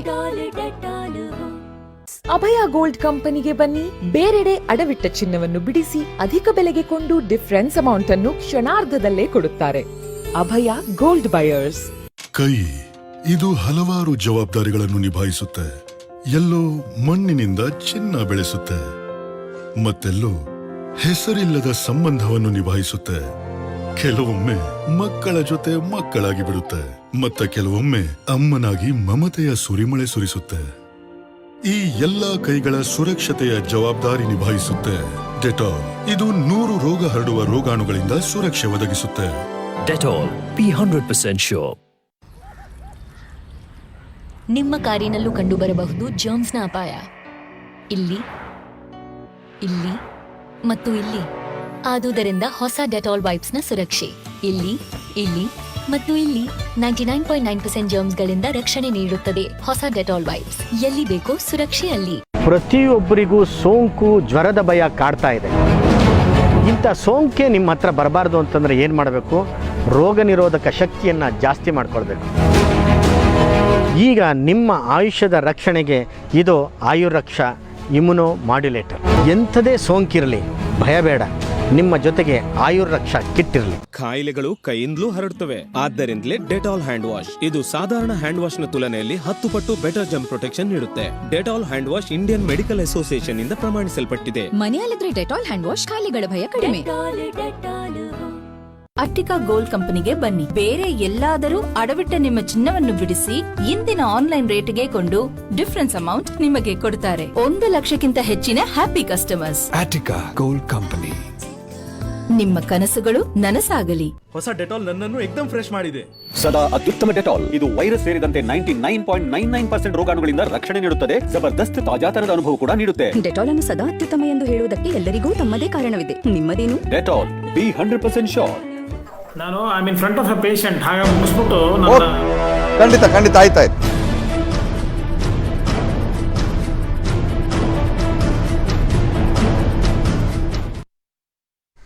Welcome back. ನನ್ನ ಚರ್ಚೆನ ಮುಂದುವರಿಸ್ತೀನಿ. ಕಿಶೋರ್ ಸರ್ ಹೇಳ್ತಾ ಇದ್ರಿ, ಅವಾಗ ಕಂಪ್ಲೀಟ್ ಮಾಡಿಬಿಡಿ ಸರ್. ಲಾಸ್ಟ್ ರಿಯಾಕ್ಷನ್ ಸರ್ ನಿಮ್ದು. See you should never panic during a pandemic. Pandemic ಬಂತು ಅಂದ ತಕ್ಷಣ ನಾವು ಆತ್ಮಸ್ಥೈರ್ಯವನ್ನ ಜಾಸ್ತಿ ಮಾಡಿಕೊಂಡು ಶತ್ರುವಿನ ಸಂಹಾರದ ಬಗ್ಗೆ ಯೋಚನೆ ಮಾಡಬೇಕು ಹೊರತು ನಾವು ಪ್ಯಾನಿಕ್ ಆಗಬಾರ್ದು. And panic has no tonic ಅನ್ನೋದನ್ನ ಅರ್ಥ ಮಾಡ್ಕೋಬೇಕು. ನಾವು ಮಾನಸಿಕವಾಗಿ ಸಿದ್ಧರಾಗಿ ಬದ್ಧರಾಗಿದ್ರೆ ಡೆಫಿನೆಟ್ಲಿ ಇಂಥ ಮಹಾಮಾರಿಯನ್ನ ಎದುರಾಕೊಳ್ಬಹುದು. ಪ್ರಮುಖವಾಗಿ ನಾವು ನಮ್ಮ ಇಮ್ಯುನಿಟಿಯನ್ನ ತುಂಬಾ ಸ್ಟೇಬಲ್ ಆಗಿ ಇಟ್ಕೊಂಡ್ರೆ, ನಾನು ಆಗ್ಲೇ ಹೇಳ್ತಾ ಇದ್ದೆ, ಕರ್ಮಚಾರಿಗಳಾಗಿರ್ಬೋದು, ಬೆಗ್ಗರ್ಸ್ ಆಗಿರ್ಬೋದು, ಯಾರು ತುಂಬಾ ಚೆನ್ನಾಗಿ ಎಕ್ಸ್ಪೋಸ್ ಆಗಿದ್ದಾರೆ ಅವ್ರಿಗೆ ಸಿಂಪ್ಟಮ್ಸ್ ಕಾಣಿಸ್ತಾ ಇಲ್ಲ, ಕಂಡ್ರು ಕೂಡ ಇದು ತುಂಬಾ ಅಡ್ವರ್ಸ್ ಕಂಡೀಷನ್ಸ್ ಗೆ ಹೋಗ್ತಾ ಇರೋದು ಅವರ ಒಳ್ಳೆಯ ಇಮ್ಯುನಿಟಿಗೆ ದಾರಿದೀಪ. ಹಾಗಾಗಿ ಅದೊಂದು ಮಾನದಂಡ ಅಂತ ಇಟ್ಕೊಂಡು ನಮ್ಮ ಇಮ್ಯುನಿಟಿನ ಚೆನ್ನಾಗಿ ಸ್ಟೇಬಲ್ ಆಗಿ ಇಟ್ಕೊಂಡ್ರೆ ಪ್ಯಾಂಡಮಿಕ್ ಕೋವಿಡ್-19 ಅಲ್ಲ 99 ಬಂದ್ರು ಕೂಡ ಬಂದೇ ಬರುತ್ತೆ. ಯಾಕಂದ್ರೆ ಲೈಫ್ ವಿತ್ ಕೊರೋನಾದ ಸ್ಟೇಟ್ಮೆಂಟ್ ಇನ್ನು ಮುಂದೆ. ನಾವು ಡಯಾಬಿಟಿಸ್ ಜೊತೆ ಬದುಕ್ತೀವಿ, ಹೈಪರ್ ಟೆನ್ಷನ್ ಜೊತೆ ಬದುಕ್ತೀವಿ, ಹಾಗೆ ಕೊರೋನಾ ಜೊತೆ ಬದುಕ್ತಕ್ಕಂಥ ಅನಿವಾರ್ಯತೆ ಇದೆ. ಇದು ಬಯೋವಾರೋ ಇಂಡ್ಯೂಸ್ಡ್ ವೈರಸ್ ಆಕ್ಸಿಡೆಂಟಲ್ ಆಗಿ ಬಂತು ವಾಟ್ ಎವರ್ ಬಂದ ಮೇಲೆ ಅದ್ರ ಜೊತೆ ಬದುಕೋದ್ರಿಂದ ನಾವು ಮಾನಸಿಕ ಬದ್ಧತೆಗಳನ್ನ ಇಟ್ಕೊಂಡು ಜೀವನವನ್ನು ನಡೆಸಬೇಕು. ನಮ್ಮ ಆಹಾರ ವಿಹಾರ ವಿಚಾರ ಮತ್ತೆ ಜೀವನ ಶೈಲಿನ ಸುಧಾರಿಸಿದ್ರೆ ಡೆಫಿನೆಟ್ಲಿ ನಾವು ಯಾವುದೇ ವ್ಯಾಕ್ಸಿನೇಷನ್ ಅಂದ್ರೆ ನಿಜವಾದ ಅರ್ಥ ಏನು ಗೊತ್ತಾ? ಆಂಟಿ ಬಾಡೀಸ್ ಯಾವಾಗ ಪ್ರಿಯೋಟೈಸ್ ಆಗುತ್ತೆ ಅಂದ್ರೆ ಅಪ್ಪ ಮಕ್ಕಳ ಜೊತೆ ಮಾತಾಡಿದಾಗ, ಪ್ರಾಣಿ ಪಕ್ಷಿನ ಪ್ರೀತಿ ಮಾಡಿದಾಗ, ಇನ್ನೊಂದು ಮನುಷ್ಯನ ಬಗ್ಗೆ ಅಸೂಯೆ ಪಡ್ತಿದ್ದಾಗ ಆವಾಗ ನಿಜವಾದ source of antibodies produce ಆಗುತ್ತೆ ಹೊರತು ಯಾವ್ದೋ 1-2 ಶಾಟ್ ನೀವು ಒಳಗೆ ತಗೊಂಡ್ಬಿಟ್ಟ ತಕ್ಷಣ ವ್ಯಾಕ್ಸಿನೇಷನ್ ಇಂದ ಕೋವಿಡ್ ಮುಂದಕ್ಕೆ ಬರೋದೇ ಇಲ್ಲ ಅಂತಲ್ಲ. ಇದ್ರ ಬಗ್ಗೆ ನ್ಯಾಚುರಲ್ ಆಂಟಿಬಾಡೀಸ್ ನ್ಯಾಚುರಲ್ ಉತ್ಪನ್ನ ಆಗುವಂತಹ ರೀತಿಯಲ್ಲಿ ನಾವು ಫೋಕಸ್ ಮಾಡಬೇಕು ಅಂತಕ್ಕಂಥ ಮಾತನ್ನು ಹೇಳ್ತೇನೆ. Yes sir thank you sir. ರೇಷ್ಮೆ ಸರ್, ಈ ಬೇರೆ ಬೇರೆ ವಿಧದ ನಾವು ಆಗಲೇ ಮಾತಾಡ್ತಾ ಇದ್ವಿ, ಏನು ಆಯುರ್ವೇದ, ಹೋಮಿಯೋಪತಿ, ಅಲೋಪತಿ, ಇದೆಲ್ಲದರ ಬಗ್ಗೆ, ಅದಕ್ಕೆ ಕೊರೋನಾಕ್ಕೆ ಯಾವ ರೀತಿಯಾಗಿ ಪರಿಣಾಮಕಾರಿ, ಮತ್ತು ಸರ್ಕಾರ ಅಲೋಪತಿ ಬಿಟ್ಟರೆ ಆಯುರ್ವೇದ ಮತ್ತು ಹೋಮಿಯೋಪತಿ ಬಗ್ಗೆ ಅಷ್ಟೊಂದು ಪರಿಗಣನೆ ತೆಗೆದುಕೊಂಡಿಲ್ಲ. ಇದ್ರ ಬಗ್ಗೆನೂ ಕೂಡ ಮಾತನಾಡ್ತಾ ಇದ್ವಿ, ಏನು ಹೇಳ್ತೀರಿ ಸರ್? ಅಟ್ಲೀಸ್ಟ್ ಈ ಜಾಗತಿಕ ಸಂಕಷ್ಟದ ಸಂದರ್ಭದಲ್ಲಿ ಈ ಕೋವಿಡ್ ಚಿಕಿತ್ಸೆಗೆ ಯಾವುದೇ ನಿರ್ದಿಷ್ಟ ಔಷಧಿ ಪದ್ಧತಿ ಆಗಲಿ ಚಿಕಿತ್ಸಾ ವಿಧಾನವಾಗಲಿ ಇನ್ನೂ ಖಚಿತವಾಗದೇ ಇರುವಾಗ ತೆರೆದ ಮನಸ್ಸಿರಬೇಕು. ವಿಜ್ಞಾನ ಅಂತಂದ್ರೆ ತೆರೆದ ಮನಸ್ಸು, ಮುಕ್ತ ಚಿಂತನೆ. ಈ ಪರ್ಯಾಯ ಚಿಕಿತ್ಸಾ ಪದ್ಧತಿಗಳು, ಪರ್ಯಾಯ ಔಷಧಿ ಶಾಸ್ತ್ರಗಳ ಬಗ್ಗೆ ನಮ್ಮ ಅಲೋಪತಿ ವೈದ್ಯರು ಬಹುಪಾಲು ಜನ ಪೂರ್ವಾಗ್ರಹ ಪೀಡಿತ ಮನಸ್ಥಿತಿಯನ್ನು ರೂಢಿಸಿಕೊಂಡಿದ್ದಾರೆ. ಅದು ಬಹಳ ತಪ್ಪು. ಅದು ವೈಜ್ಞಾನಿಕ ಮನೋಭಾವ ಅಲ್ಲ. ಸಮಾನಾಂತರವಾಗಿ ಎಲ್ಲ ಪಾರಂಪರಿಕ ವೈದ್ಯಕೀಯ ವಿಧಾನಗಳು, ಆಧುನಿಕ ವೈದ್ಯ ವಿಧಾನಗಳು ಎಲ್ಲವೂ ಪರಸ್ಪರ ಪೂರಕವಾಗಿ ಕೆಲಸ ಮಾಡಬೇಕು ಹೊರತು ಪೈಪೋಟಿ, ಒಂದು ಕೆಟ್ಟ ಪೈಪೋಟಿ ಬರಬಾರದು. ಪರಸ್ಪರ ಪೂರ್ವಾಗ್ರಹ ಪೀಡಿತ ಅಭಿಪ್ರಾಯಗಳನ್ನ ಬಿತ್ತರಿಸಬಾರದು. ಆ ವೈಜ್ಞಾನಿಕ ಮನೋಭಾವ ಅಂದ್ರೆ ತೆರೆದ ಮನಸ್ಸು, ಚಿಂತನೆ. ಬಹಳ ಮುಖ್ಯವಾದ ಒಂದು ಮಾತು ಹೇಳಿದ್ರು, ನಮ್ಮ ಮನುಷ್ಯನ ಬದುಕೆ ಸೂರ್ಯನ ಆಧರಿಸಿದೆ. ಸೂರ್ಯೋದಯದಿಂದ ಸೂರ್ಯಾಸ್ತದವರೆಗೆ ಹವಾಮಾನದಲ್ಲಿ ವಾತಾವರಣದಲ್ಲಿ ಏನು ಬದಲಾವಣೆ ಆಗ್ತಾ ಇರುತ್ತೆ ಅವೇ ನಮ್ಮ ದೇಹ ಸ್ಥಿತಿಯನ್ನ ನಿಯಂತ್ರಿಸುತ್ತೆ ಅಂತ ಅಂದ್ಬಿಟ್ಟು ಸರ್ಕ್ಯಾಡಿಯನ್ ರಿದಮ್ ಅಂತ ಹೇಳ್ತೀವಿ ನಾವು ಜೀವಶಾಸ್ತ್ರದಲ್ಲಿ ಸರ್ಕ್ಯಾಡ್ ನಾವು ಕರೋನಾ ಜೊತೆಗೆ ಬದುಕೋದು ಕಲಿಯೋದಲ್ಲ, ನಿಸರ್ಗ ಜೊತೆಗೆ, ಪ್ರಕೃತಿಯ ಜೊತೆಗೆ, ಸೂರ್ಯನ ಚಲನವಲನಗಳ ಜೊತೆಗೆ ಬದುಕೋದು ಕಲ್ತ್ರೆ ಬಹುಪಾಲು ನಮ್ಮ ಆರೋಗ್ಯ ಸಮಸ್ಯೆಗಳು ಪರಿಹಾರ ಆಗ್ತವೆ ಅನ್ನೋದು ನನ್ನ ನಂಬಿಕೆ. ಒಬ್ಬ ಜೀವಶಾಸ್ತ್ರದ ಅಧ್ಯಾಪಕನಾಗಿ, ವಿದ್ಯಾರ್ಥಿಯಾಗಿ ನನ್ನ ಅನಿಸಿಕೆ. Right sir. ಕಿರಣ್ ಸರ್, ಔಷಧದ ಬಗ್ಗೆ 3ನೇ ಅಲೆ ಕೂಡ ಬರ್ತಾ ಇದೆ, ಹೆಚ್ಚಾಗಿ ಮಕ್ಕಳ ಮೇಲೆ ಪರಿಣಾಮ ಬೀರುವ ಸಾಧ್ಯತೆ ಇದೆ ಅನ್ನುವಂಥ ಮಾತುಗಳು ಕೂಡ ಇತ್ತೀಚೆಗೆ ನಾವು ಕೇಳ್ತಾ ಇದ್ವಿ. ಈಗ ಇಲ್ಲಿವರೆಗೂ ಕೂಡ ವ್ಯಾಕ್ಸಿನ್ ಕೂಡ ಮಕ್ಕಳಿಗೆ ಬಂದಿಲ್ಲ, 18 ವರ್ಷದ ಒಳಗಿನ ಮಕ್ಕಳಿಗೆ ಇವತ್ತಿಗೂ ಕೂಡ ಬಂದಿಲ್ಲ. ಆದರೆ DRDO ತಯಾರಿಸಿರುವಂಥ ಈ ಔಷಧಿ ಮಕ್ಕಳ ಮೇಲೂ ಕೂಡ ಪರಿಣಾಮ ಬೀರುತ್ತೆ, ಅಂದರೆ ಒಂದು ಒಳ್ಳೆ ನಮಗಿದು ಪೂರಕವಾಗಿದೆ ಅನ್ನುವಂತಹ ಮಾತಿದೆ. ಏನು ಹೇಳ್ತೀರಿ? ಹೌದು, ಖಂಡಿತ. ಯಾವಾಗ ನಾವು ಈ 3rd ವೇವ್ ಎಕ್ಸ್ಪೆಕ್ಟ್ ಮಾಡ್ತಿದ್ವಿ, ಆಮೇಲೆ ಅದರದ್ದು ವೇರಿಯಂಟ್ಸ್ ಇನ್ನು ಯಾವ ರೀತಿ ತೋರುತ್ತೋ ಅಷ್ಟರಲ್ಲಿ ಏನಾಗಿದೆ, ನಮ್ಮದು ಎಲ್ಡರ್ಲಿ ಆಗಲಿ ಮಿಡ್ ಏಜ್ಡ್ ಆಗಲಿ ಇವ್ರಿಗೆಲ್ಲ ವ್ಯಾಕ್ಸಿನೇಷನ್ ಆಗಿಬಿಟ್ಟಿರುತ್ತೆ. ಸೊ ಇನ್ನೆಲ್ಲ ಮಕ್ಕಳಿಗೆ ಏನು ಎಫೆಕ್ಟ್ ಆಗುತ್ತೆ ಅಂತಿತ್ತು. ಸೊ ಇದೊಂದು ಸಂಜೀವಿನಿ ಇವಾಗ ಏನು ಕಂಡುಹಿಡಿದಿದ್ದಾರೆ, ಸೊ ಅದು ಆಲ್ಮೋಸ್ಟ್ ಮಕ್ಳಿಗೂ ಪ್ರೊಟೆಕ್ಷನ್ ಕೊಡುತ್ತೆ, ಅವ್ರಿಗೂ ಎಫೆಕ್ಟ್ ಆಗುತ್ತೆ ಇದು. ಸೊ ಖಂಡಿತವಾಗ್ಲೂ ಕೋವಿಡಿಂದ ಹೊರಗಡೆ ಬರ್ಬೋದು ಅಂತ ಅನ್ಕೊಂಡಿದ್ದೀನಿ. ಎಸ್ ಥ್ಯಾಂಕ್ ಯು ಎಲ್ರಿಗೂ ಕೂಡ. ಹಾಗೆ ಕಿಶೋರ್ ಸರ್ ಥ್ಯಾಂಕ್ ಯು, ರೇಷ್ಮೆ ಸರ್ ಇಷ್ಟೊತ್ತು ನಮ್ಮ ಕಾರ್ಯಕ್ರಮದಲ್ಲಿ ಪಾಲ್ಗೊಂಡಿದ್ದಕ್ಕೆ ಥ್ಯಾಂಕ್ ಯು. ನಿಮ್ಮಿಬ್ಬರಿಗೂ ಕೂಡ ಥ್ಯಾಂಕ್ ಯು ಚರ್ಚೆಯಲ್ಲಿ ಪಾಲ್ಗೊಂಡಿರೋದಕ್ಕೆ. ಇದು ಈ ಕ್ಷಣದ ವಿಶೇಷ. ನೋಡ್ತಾ ಇರಿ ಪವರ್ ಟಿವಿ, ಇದು ನಿಮ್ಮ ಶಕ್ತಿ.